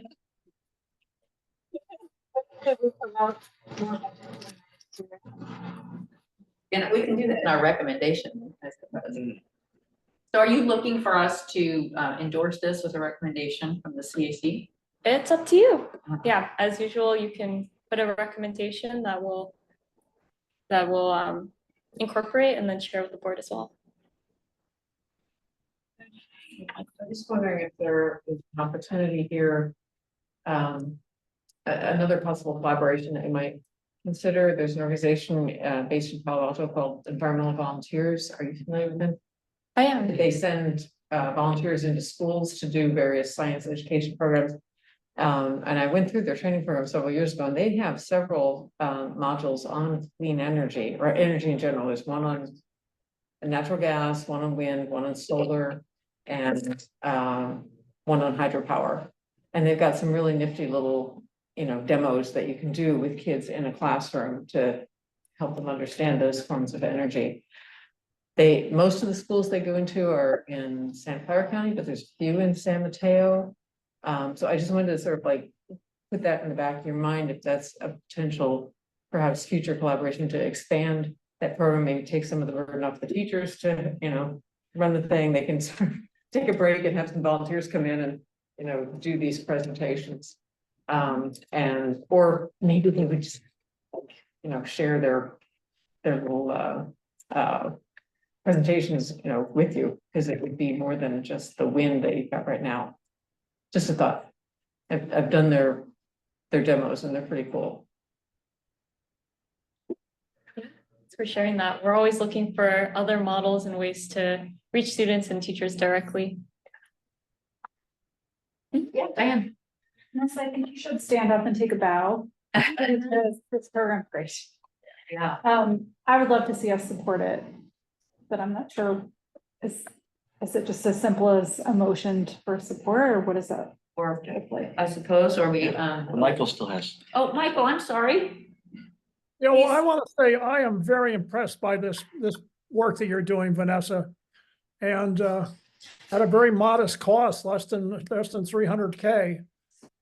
But connecting it to our branding, I think that there has to be a way of getting this out to the public, what Peninsula Clean Energy is doing.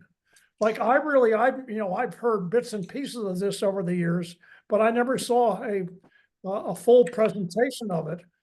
And I think this is the sort of thing that would really impress a lot of people in our broader community. So I think there's got to be some way of making this better known in San Mateo County particularly. Ditto. Yeah. Yeah, I think Gwen's here. But we've been thinking about new content for the website, and definitely developing these stories and highlighting them further is a big opportunity for sure. And I think, with the new branding approach, I mean, whatever it is, you can also fun this up a little bit. It's a little bit energy dry, and I could see it being more fun, in terms of the names of the awards or whatever, it just gets teachers and kids, I think, excited about being a part of something that's a little more jazzed up. Well, I fully support all of this. I think one thing we could consider for maybe for future years, similar to the teacher workshops, would be maybe something that's outside of a traditional classroom. So thinking about, can we train like children's librarians or those types that might do summer programming or even after school or weekend? I mean, I know the one in Burlingame, whenever they have the science related one, it sells out right away. I've never been able to sign my nephew up like it. Those are really popular. So it's just another way to reach students and their families. Or rec centers, like anywhere where they have kind of day camps or programs. There are lots of those, and I think they're dying for curricula. So that's a really good idea. I know the librarian at the school where my kids went to elementary school, she's just a powerhouse, and she just drives so many concepts, with displays and influences the other teachers and things. So I love the idea. I think librarians ought to be like queens. They're really great. So it's interesting, you mentioned school libraries, you have county libraries. Actually, what I was thinking was the city and county libraries. I But think you meant school as well, yeah. And I think you said you had a partnership or something in relationship with Jefferson High School District. I believe in their modernization programs, they have solar panels on all of your buildings, so you can hit them up for the field trip that are, providers are not giving. And like the one at Oceana High School, you can actually get on the hill, do a little hike, and you can look down on the solar panels. So what do we want to do? I have a proposal. Oh, yes, Mike. I'm gonna read this, or attempt to read this. And you've already written it. Yes. Oh, I have love a you. motion, which are too much, but we'll do it. All right. I guess I won't move yet. I'll propose that the Community Advisory Committee of PCE endorses the funding proposal and allocations as outlined in the Energy Literacy and School Decarbonization programs, and encourages the board to increase the funding in the future and publicize and celebrate the achievements of the programs as soon and as loudly as possible. That's perfect. Second. I didn't technically move it yet. I just drafted it. I can send it to Vanessa. You want to put it on the board? I'm going to send you that? Yeah, if you don't mind Let me try to emailing do it that. to me, I can share it on the screen.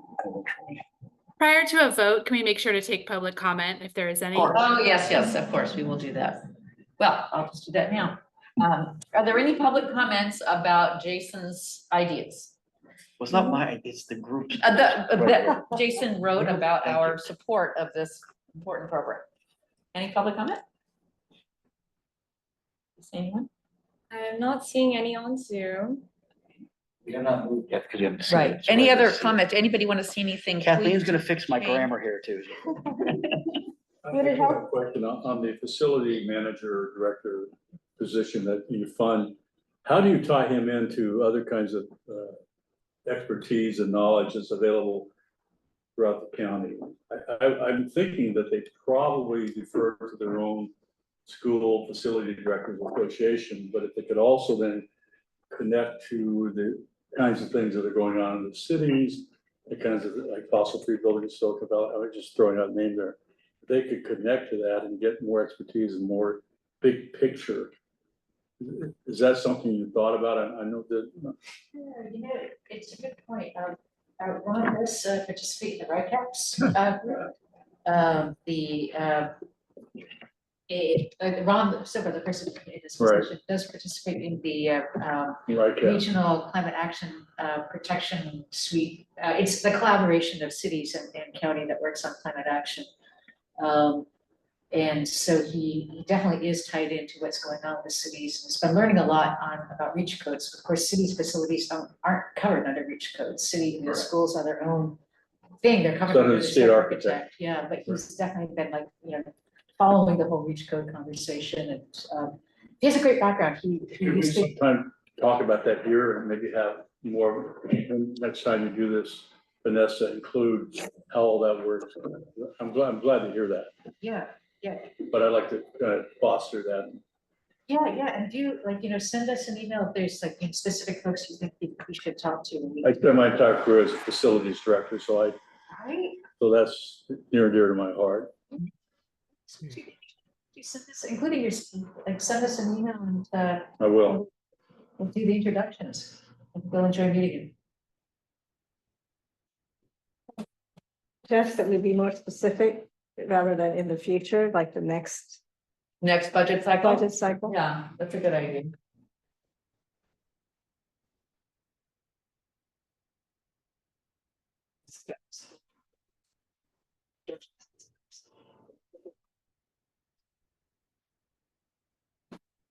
You're right, Jason. I know. I just get it going. Can we replace loudly at the bottom with vigorously or something else? Yeah.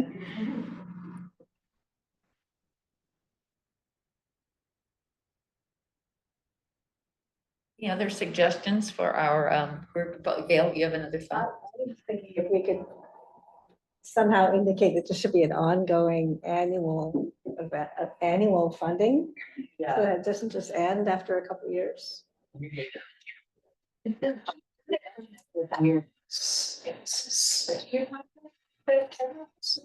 it's a 1 year. Okay, yeah, but we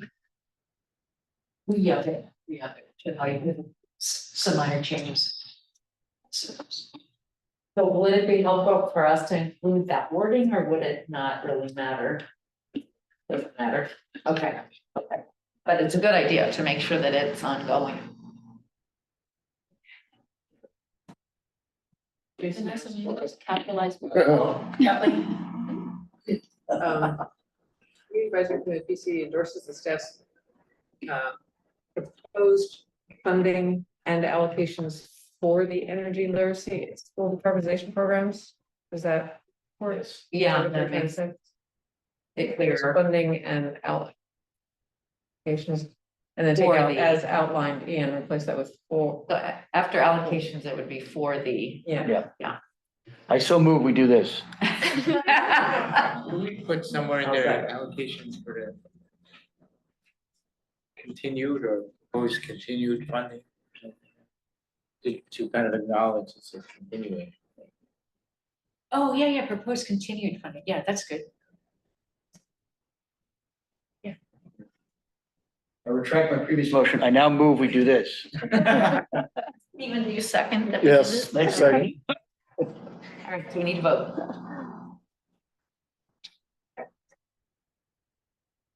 Haley? Yes, vigorously. Aye. Aye.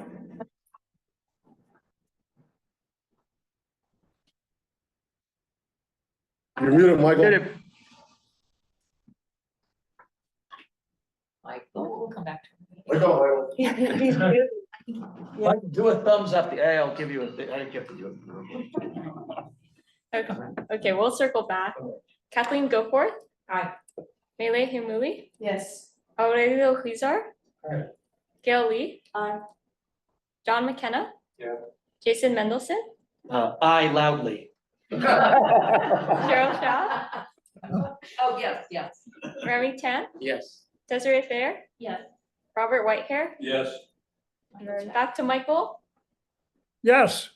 All right, the motion passes, and I want to thank you all for your feedback and acknowledge that we couldn't do this work without our amazing partners in the community, and so they deserve your full support as well. I want to thank again Vanessa. I know this is already done, but Vanessa, Kirsten, and Desiree who have been doing this since the beginning. I think it's fantastic, and you guys should be loudly, I want to move it with all applause.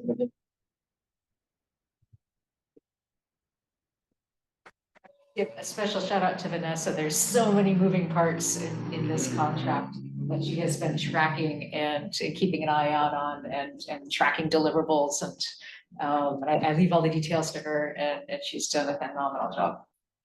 Thank I'm you. sure you guys don't hear it often enough that we appreciate this important work.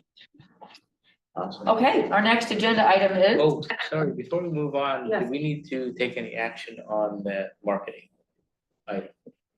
Oh, I don't think, discussion, yeah, I think it was mostly a discussion Oh, okay. item and it's still in formation and being, yeah. Okay. Yeah. Nothing action. Yeah. That's correct. There's no action on that item.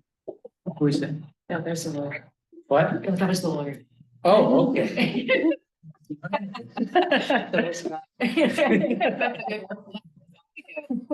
Is that Jennifer? Yeah. Oh. Okay, now our next agenda item is to continue working group signups and Vanessa or Kirsten, which one of you is going to talk about that? I'll give Vanessa a break. Thank you, Okay. Vanessa, for pulling that up on the screen here. Yes, so for our new members, just a little bit of background. Our community advisory committee has these monthly meetings, but then we also have working groups. So those meet informally between meetings and do a deeper dive in specific topics. And so that's an opportunity for staff members who want to work or like work closely with the CAC members on something that's maybe developing. CAC members who want to work more closely with staff members on a topic that they're deeply interested in. Maybe before it's baked enough to come to a public meeting. So signing up for working groups is optional, but we'd like to give you all the shorts. We did initial signups earlier, but we want to give our new members a chance to sign up as well. Remy, remind me, did you have a chance to sign up for? Yeah, You I did. think I attended. Okay, good. So it's before that. right. Okay, Great. it's Joseph And then anybody who wasn't here. Anybody who was in the June here. meeting. Yes, okay, in June. That's Okay, that's when we talked about it. Okay, good. So Joseph, anyone who was anyone not here in June who wants to sign up for? Diane and Robert weren't here. Oh, okay. I Yeah. signed up already. Okay, Robert signed up already. Great. All right, so let's do a quick run view of what the working groups are. We have a strategic planning working group with our COO, Chief Operating Officer, Shalini, to provide input on our strategic planning process as needed. So that one's already been chatting away. Okay, let's scroll down. And Kirsten, you said that a good cap on the number of people is. Yes. Is what? Oh, yeah, so it has to be less than a quorum. So our meeting here is a Brown Act meeting where we are we have to comply with a state law called the Brown Act, which our lawyer will do a training for us on in a month or two. So that means it's basically a public meeting. We publish all the agendas in advance. Anybody can come listen in. It's all very, it's all very public and transparent. But one of the things about a Brown Act community body that we are is that you can't have kind of behind the scenes meetings that are out of public view with more than half your members, because that would be an illegal meeting. That would be, because it's too secretive. So you have to have fewer than a quorum of people on each working group. And then that allows you to have kind of more informal meetings that don't have to be publicized and held in a public place. So how many is that? Once we have our Los Banos member? And Yeah, we try to cap it around 5 or so. Okay. I mean, we could go to 6, but to keep it safe, we try to cap them around 5. Okay, so this one's full. Yes, this one has 6. Yeah, okay. It was a long-winded explanation. That's right. Okay, the building electrification next. Yep, this this theme of working group has been going in different iterations for a while to provide input on our building electrification programs and strategy. We have 1, 2, 3, 4, 5. Yeah, we could maybe take another person on that one. Does anyone want to raise their head? Oh, Jason, Joseph, yes, Joseph would like to. Okay, great. It sounds up your alley, Joseph.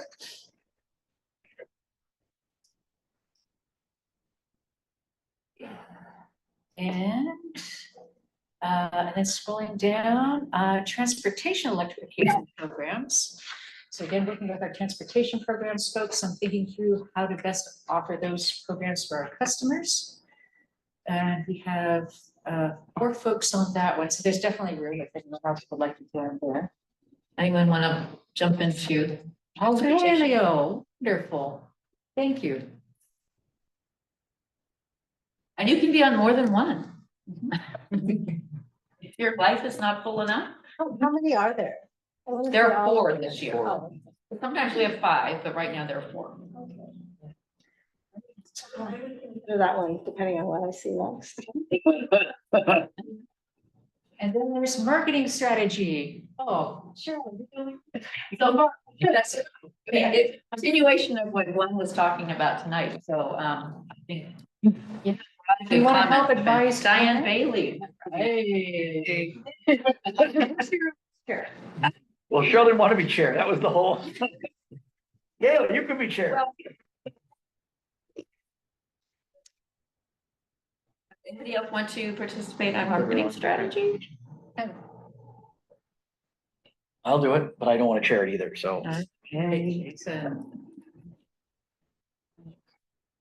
And you can also come back if you decide in a week that, oh, I really wish I had signed up. You can tell us in a week or 2 or a month or whatever. We're seeing compensation, so I sign up now. Or this one? No, I haven't talked to anybody yet. I've talked to Gwen. Glenn, what do you think is the time commitment about how many meetings you envision this group? How many times meeting? I mean, I think it's honestly, there's a lot going on. Yeah. Right now we have a marketing subcommittee with the board that's quarterly, but I'm happy to do it monthly. Honestly, it's open, but like we're doing website stuff, and I think there's a question of whether or not I bring it to this group or whether or not we do that in the marketing strategy group. What I like is that, I think about things as being backstage and front stage, right? So the brand structure and that sort of stuff would be the stuff that we talk about there. So I bet we'll end up meeting monthly. It's already though August. I would bet we'd have monthly meetings, maybe not in December, but other than that, we probably would. Anyone else? Okay. Well, you can change your mind. All right. And I want to volunteer to guinea pig whatever you might need, whether I'm in that group or not, the rollout of the concierge and the home upgrade stuff. But I thought I could do that in this, so that's why I thought that'd be, because I would otherwise be not very helpful, but I thought that would be good. Okay, that's looking good now. Except we do need a lead for that group. I guess I'll do it. Well, let's wait till after the election. Okay.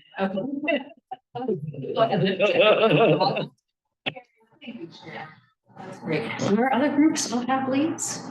Yes. Okay, great. That's wonderful. Okay, good. Well, and then so we are gonna have one more new member, our Los Banos person. So I'll just check with her. Why don't we say her name? Oh, yes, Damanpreet Sarai. Yeah, the first name sounds a little daunting, but it's not actually that hard. Damanpreet, last name is Sarai. She's an AP Enviroscience teacher at Pacheco High School. Great addition to our group. This group just rocks. So good. I'm over here. Yeah, but you. You need anything more? Oh, public comment. Oh, public comment. Is there public comment on the working group topic? No public comment online. All right, thank you. All right. We still do have several agenda items, so let's keep going. Okay. Next one is marketing and community liaison update. So you want to? Sure. Yeah, so we have a few updates for you all. One is that our e-bikes for everyone program, you'll remember that was a program that launched in June to provide an incentive to income qualified customers to purchase an electric bicycle. Well, that program has now closed. I want to thank you all for your support in doing outreach. We got 600 people to sign up for the program. And so it's closed right now. So don't promote it anymore, please. We also, You know, how long did it take to get to that? Was it quick again? That's Ew. pretty quick. June until August or so. Oh, to go. It's, Okay. yeah, generally been always a very popular program. We do know that the state is expected to launch their own e-bike program and rebate. So we'll keep you all updated on when that And that was happens. a means tested one, right? I'm sorry? That was a means tested program. Right? Means The e-bike program. Oh, by income qualified, yes. Yeah, that's. Just on that program, I got feedback, somebody said that, you know, didn't accept last year's tax form, you had to have this year's tax form. For the- Maybe I can't hear you down here. I said they didn't accept the 22 tax form, you already had to finish your 23 tax form. Which, given qualify, you that, mean? yeah, given that you can get an extension to October of 24 to do 23, that could have ruled out some folks.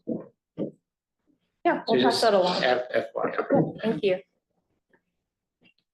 Great, and then our other update is that, as you all know, we are bringing our customer call center in-house.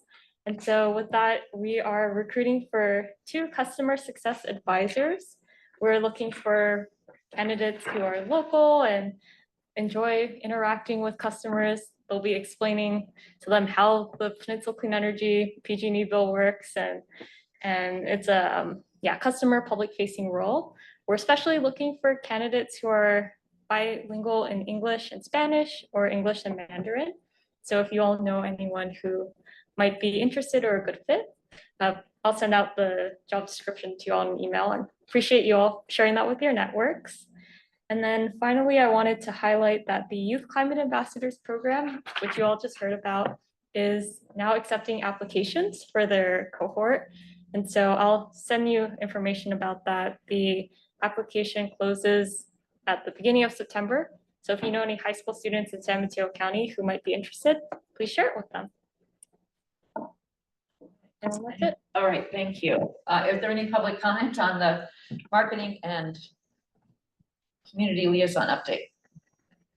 No? No? So the next item of business is the Community Advisory Committee Chair and Vice Chair elections, which Jennifer will help us with. But before Jim jumps in, I would like to have us give a big round of applause to Cheryl and Jason.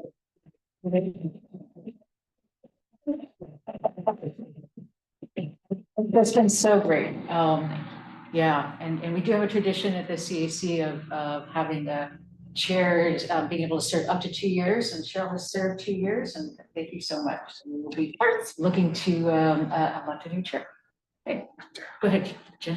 Yeah, absolutely. So next we would go ahead and take nominations for the chair position. If the committee would like to have a discussion prior to that, that would be helpful. I am mindful that it is 8:35, so we could keep discussion to a minimum and a nomination and a second and a vote on each of the positions, both chair and vice chair. For the chair, I've been very pleased. Jason. That's the effect I have on everybody. Need some water, Robert? Oh, you've done a great job, Jason. I was gonna say the same. I- Jason's been an excellent vice chair. I agree. Oh, you were vice chair? Thanks.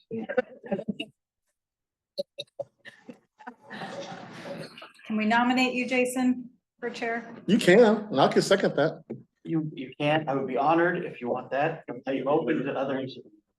Oh, yeah, go for it. I nominate Jason as chair. Matt? Okay, Gail seconded. And then a roll call vote, please. Okay. There might be other people that want to do that. All right, everyone know. Diane Bailey, Yes. Stephen Booker, Aye. Joseph Chen. Aye. Michael Clausen, A hearty aye. Kathleen Goforth, Aye. Melee Humuli, Yes. Aurelio Huizar, Yes. Gail Lee, Yes. John McKenna, Yes. Jason Mendelson, Aye.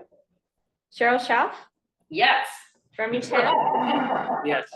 Desiree Thayer, Yes. and Robert Whitehair. Yes. All right. And quick comment that will lead to the next thing intentionally, which is that I want to thank Cheryl, as Kirsten already did.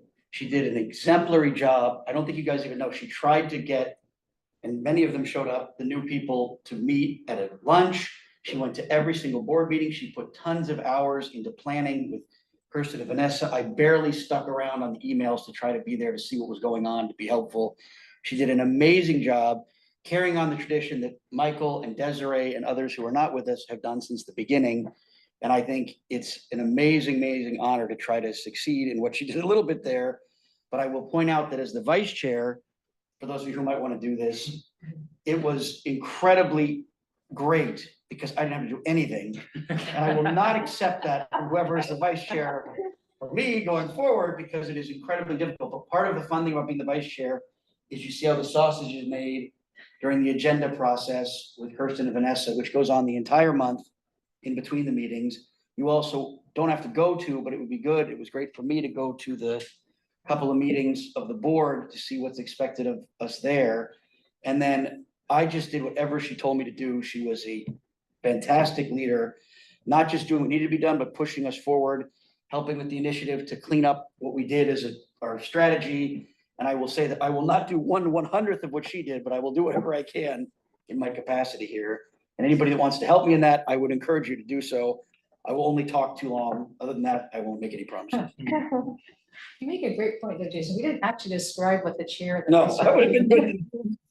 We should say a little bit about that, because the vice chair, of course, will step in for the chair when the chair is unavailable. So what the chair does, and the vice chair would do when needed, is a number of things. They report out on the CAC meeting at the board meetings, which you can just join virtually. So basically you join the board meeting virtually for the first maybe 20 minutes, maybe less. It's 2 weeks after this meeting, so it's the middle of the month of this meeting. Yes, fourth Thursday generally of the month, except for November and December, when it's the third Thursday.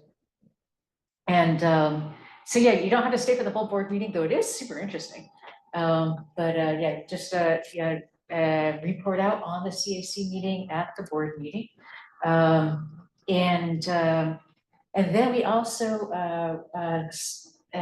work with the chair and the vice chair when we are creating the agendas for this meeting. We, as Jason referred to, there's a little bit of sausage making. I look ahead to what the organization is doing. And then Vanessa and I will put together a draft agenda also with based on your feedback, what you want to talk about. And then we'll run it by Jason and the vice chair, get any feedback on that, and then we'll finalize it and I'll run it by the lawyers. There's a lot of steps in there, but definitely working with the chair and the vice chair on that agenda is a part of it. But that's really just watching your email and responding to us, and then filling in for the chair, reporting out at the board if the chair isn't available. I nominate Robert Whitehair.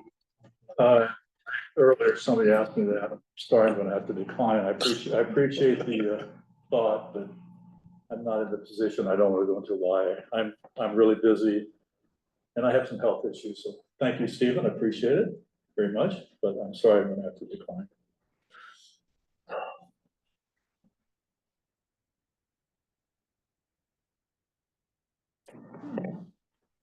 Also accept self-nominations. I nominate Gail. For that, actually, I won't really have time until the next year. So So the cycle runs like the academic year?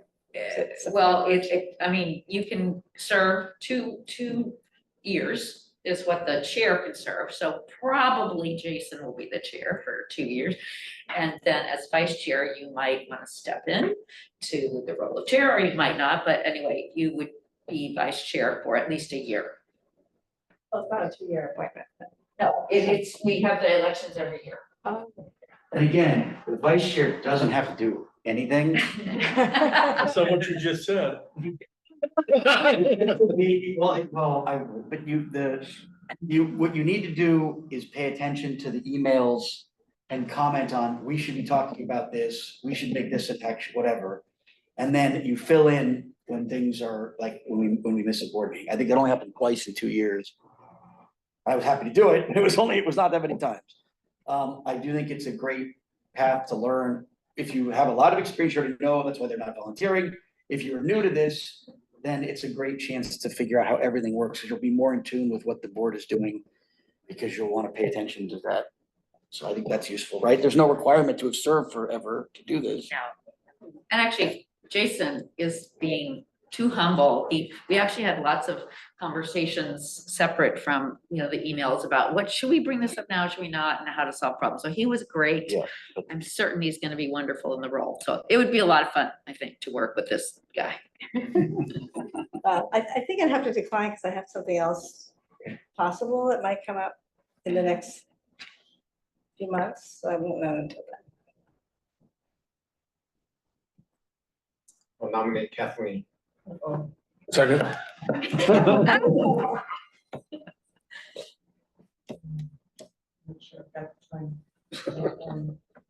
You already fixed all my writing anyway, so you.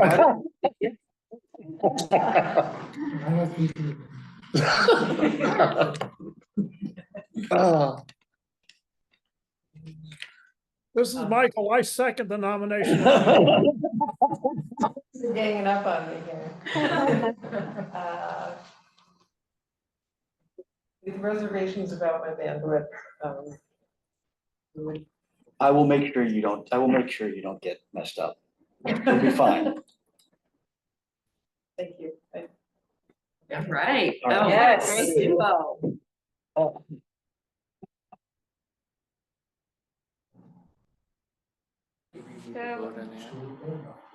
Yeah. The motion was made by Jason. No, but I would like to, but I can't take credit for that. John. John made the motion. And there were like 7 seconds, so I don't know what you're gonna do with it. I remember Michael, Seconded it. Yeah, it John. was a recent second, I think. Okay. Diane Bailey, Yes. Stephen Booker, Joseph Chen, Aye. Michael Clausen, Yes. Kathleen Goforth,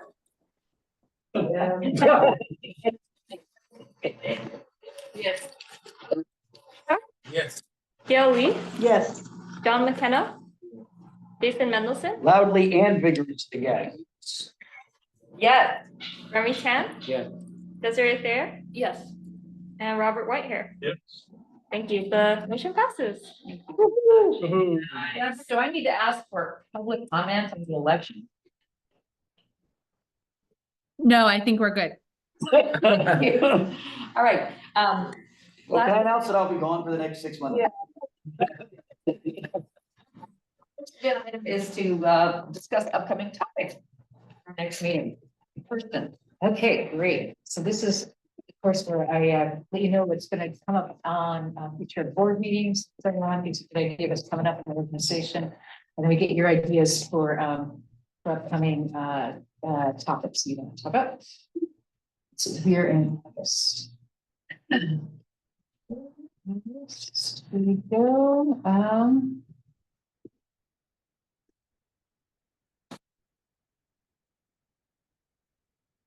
August board meeting, we're going to hear from about schools and energy literacy. So we did that today.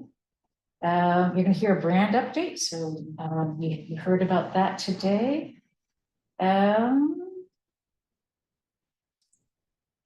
It's actually Kirsten, there are comments that we made about both of those items. Do they get forwarded to the board or in Yeah, our great meeting? Meeting minutes for this or? Yes, excellent question, Remy. So your comments get reported out on by the board chair during the CAC report. So that's one of the roles of the board chair is to report out on the action taken by this group. the CAC chair. All right, thank you. The CAC chair, when reporting out at the board, Okay. reports out on any action taken here. And then the language of the action also gets put into the staff memo Right. on that topic that goes to the board. But So in the board packet, there'll be like the minutes from this meeting, correct? not the minutes from this meeting, but your recommended language will go in the board packet under the staff memo. Okay. And our minutes and agenda are on the PC website, published after the meetings too. So they're in this, they're underneath the board. It says CAC. Okay, so the board has access. Yes. So how do our recommendations funnel through to the board and come back to us? So was your question, how does the The recommendation? recommendations we just made about increasing the budget for. Right, the yeah, so education. Jason is going to, at the next board meeting, he's going to read the recommendation during his CAC chair report to the board. So at the beginning of the board meeting, there's a standing agenda item called the CAC report. And at that point, the chair of the CAC reports out on any actions taken by this group. So Jason will share the action that you just took. And Cheryl's been doing that. And so it gets shared verbally and then also gets shared in a written form in the memos that in the board packet. But what about response back? The response back, okay.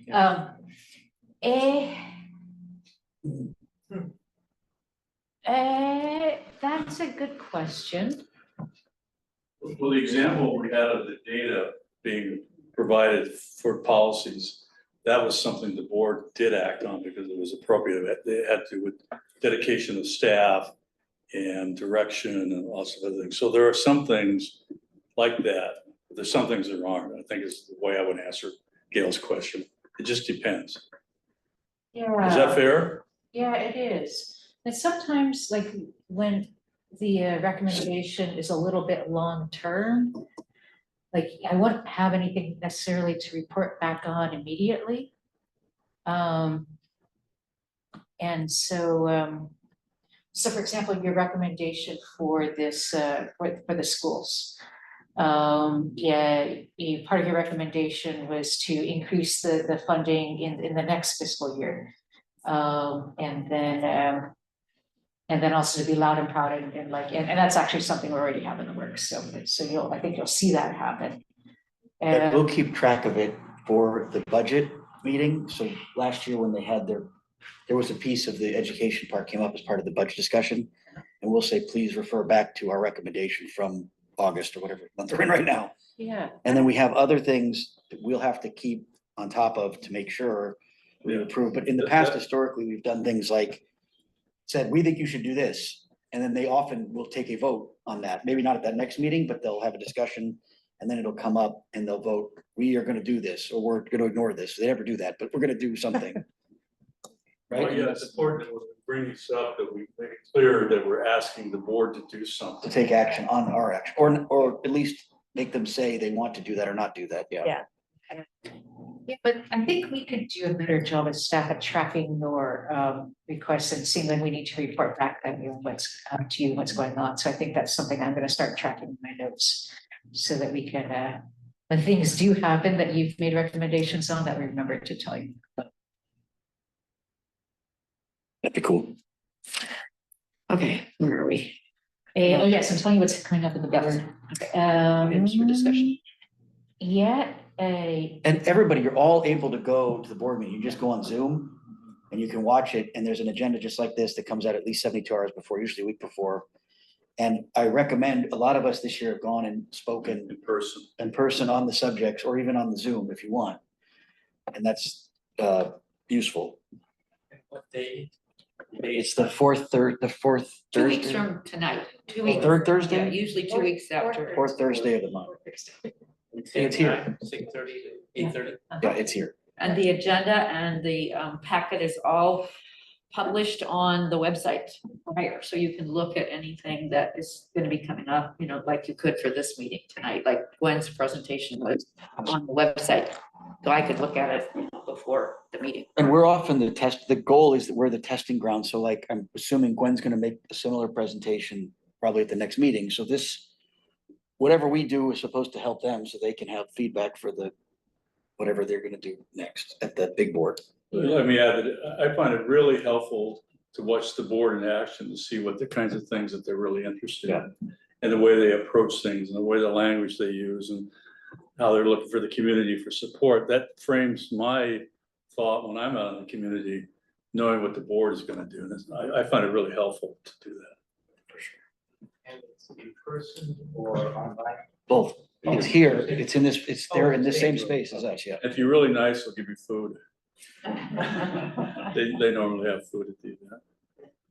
So yeah, you can join on, it's easy to join on Zoom and you can't be on camera anyway. And so you just, you can just be cooking dinner or working out or doing whatever you do and listening in on the board meeting and raise your hand if you have something to say. Public comment. But the board members have to be in person. Yes. Right, so same- Yes. Exactly. Okay, great. So yes, the board is going to hear a presentation from Caltrain because they are electrifying their trains and buying electricity from us. Oh, wow. And other CCAs and so on. So that's Have we had a budget presentation in the recent past? I know we had that on one of our lists from a couple months ago. yeah. Just, you know, what's going on with the budget? The budget was approved. You have not had a budget presentation. I knew you were interested in it, but we had some other more priority Yeah, items yeah. I wanted to bring to you, and it just didn't fit in the agendas. Yeah, there's always more agenda items for you all than you really have time for, and so we have to do a little triaging to figure out what is the most important customer-facing thing that you all might want to weigh in on before it comes to the board. So we look at, when we figure out what's highest priority to bring to you, we look at, is it customer-facing? Is it coming to the board soon for a vote? Those are some of the main criteria. The budget is a big deal because It is. seeing how much is allocated, that affects the customer facing. True. So is that coming up or? That just got voted on. So the budget. Oh, it's like the last in June. Yeah.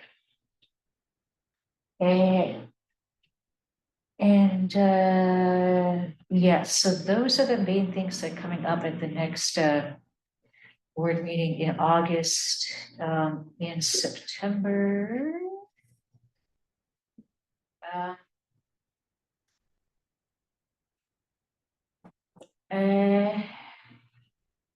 Yes, a topic that is likely to come up again at your next meeting. And some of this, it's going to sound familiar to some of you who've been on the CC for a while, is the nuclear allocation. Oh, not again. Yep.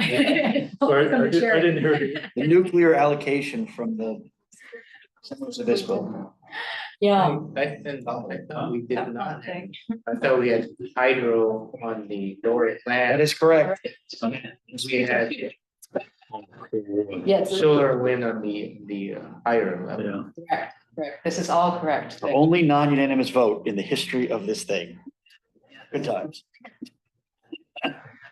So this is to add the nuclear onto the base plant. Yeah, and it is very complicated, and I don't have time to explain. Yeah, wait for it. I have a that. very short synopsis, and then next meeting we'll do a deeper dive.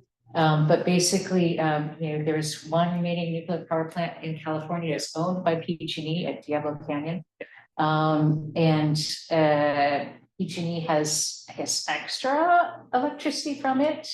that our customers are already paying for. And so PG&E has we have the option to take that electricity for free.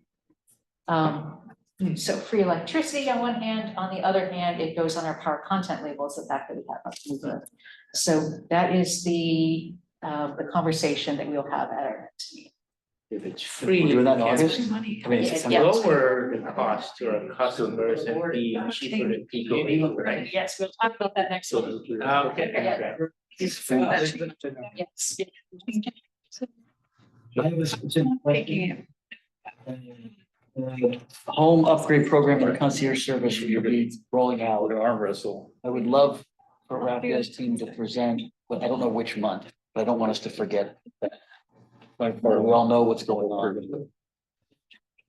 Yes, the home upgrade program and the concierge, the big programs are rolling out in the next 2 months. So we talked about it a little bit in our working group, but I think we should get a big group presentation, but I don't know which month is. You gotta let Raphael tell us which month. I thought Alejandra said maybe October. Yeah, I think she did. So we don't need it next month, but I don't want it to fall off our radar. Okay. Would be a good time. Big programs update, Okay. including that.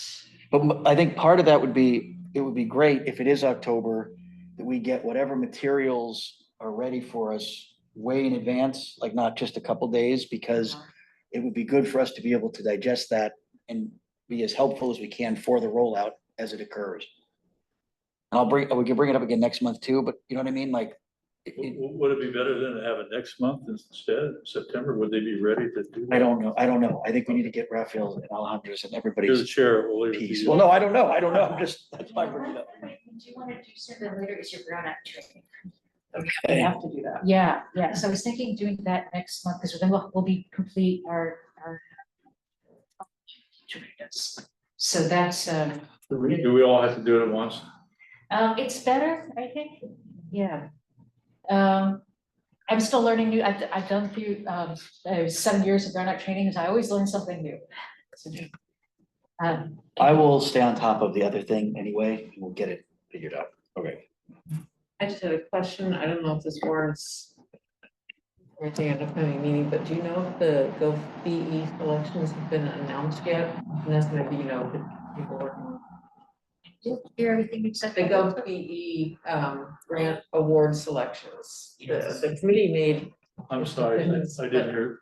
The GovBE selection. GovBE. I just wondering if it's been announced. I was out of town for a while and I thought it was supposed to be announced a week or so ago, but I haven't seen anything on the website. I was just wondering if they have been announced. I think there were 6 of them. Yeah, we got it today in the PE meetings. The board, and then announcements, at least public announcements would come after a board. So it hasn't yet. Raphael, thank you for your help with that. I'll bring it up at the next topic, but you said thank you. I was just, I didn't know what today, because I thought it didn't have to go to the board. There are some. Okay. I think it would just be good for the group to hear what's being funded. Yeah, so next month, why don't we do that? Why don't we have someone explain the 6, we know what it is, but we're not supposed to talk about it yet, I guess. There's some really good projects, and I just need people hear about it. Great. Yeah, so I think between the nuclear discussion, which historically takes a chunk of time, and the burnout training, then that's probably a pretty full agenda there. And then I'm thinking October, a good rundown on programs with Raphael in anticipation of the annual retreat in October as well. Anything else? Yeah. This may be a future topic, but Vanessa and Kirsten and I discussed it briefly. I got a rebate check from Peninsula Clean Energy for some electrification work I've done, and I noticed that the bank is JP Morgan Chase, which is one of the 4 largest financiers of the fossil fuel industry. So I was just thinking maybe it might be something we want to talk about, and whether that's a good partner for Peninsula Clean Energy to continue working with, and what are the pros and cons of making a switch? That's a great one, John. Yes. You got the check? Oh, yeah. Just checking. On a somewhat related topic, he reminded me, we voted on not to pay the checks for the surplus solar back to the homeowner. We voted to let it ride, basically. Mine got transferred to PG&E, and they can't somehow figure out how to issue me a check for $336 for my rebate. Can we somehow revisit that? I could talk to you more about it offline, Jason. But I've called them many times, and they said, we're gonna get you a check, and they keep getting the same. Services. Yeah, I'm unusual because I don't use electricity enough to, but that $336 will ride forever. Unless I get an electric vehicle. You generate it on your solar? I generate more from solar than I use. I used to get a check, as did a lot of people in the system. They used to get a check for the difference. We decided it was the right decision not to make PCE or whoever write checks for less than $500. A perfect decision. But then somehow I got transferred to my PG&E account. And now I got $336 I can't touch it. No, it's just me. It's not a big thing, but Worth figuring out. I like to somehow revisit that. And I, at some point, like to revisit the solar, because the NEM, whatever we're calling the NEM3 has changed in the last couple of months according to contractors. So I'd love to, we could talk about it offline, but if it's a massive thing, we should talk about it. Because the rules are not being enforced, which is probably a good thing, but we should talk about it. Yeah, that'd be a better way to frame my particular issue, take it in the bigger picture. Well, okay. Two. Then you have a monthly fixed charge from PG&E, right? Yeah, but he goes way above that. I got $5. It is getting a little late. Yeah, So Yeah. maybe- Sorry. That's, all right, so we got it. I know a topic for discussion, Oh, since it's getting a little late. Why don't we start these meetings earlier? Like 6, like why 6:30? I'm just curious. Interesting. You know, it's a great question. It's gonna be coming up for a topic of discussion because every year in like October, November, so we bring the schedule for next year to you to approve. So if you wanna meet on a different day or meet at a different time, that will be coming up for discussion. It's only if people are coming from the jobs issue, but I'm fine, personally, I think that'd be great. Well, why don't we investigate deal with that that, yeah. when we talk about next year's schedule, which That's a it'll good be one. on your plate, not mine. Okay, great. Okay. All right, so we got discussions. Yeah, give that to That's Jason. Yeah. good. Any comment, public comment on the upcoming topics for discussion? No public comment. Okay, and does any committee member have a report? Good night. I have a 20-second report for building electrification. Raphael met with us, John's group, but he asked me to bring this up, so I'll do it. The home upgrade program is rolling out. It'll be up hopefully end of October for the concierge service too. Where we can start directing people to go and get either all their projects done, maybe for free if they're even qualified, and if not, with the help of DCE. It'll fundamentally change the way PC works going forward as a service. It'll fundamentally change, hopefully, the access and ease by which people can do home electrification. And it should be fantastic. So we're going to push that as hard as we can, and we'll do more next time. That was a minute. Okay. Sorry. Damn. Right. This meeting is like, oh, Oh, bro. July 23rd, Kathleen, Michael, John, that with La Piana Consulting, who's doing some of the work on that. Basically, we just shared our perceptions of PCE, and they're going to include that as they put together their plan that will later come to our working group and then to this committee. great. That's great news. Great. Anyone else have a committee report? All right, this meeting is adjourned. Thank you. Thank you. Hey, Steve. Just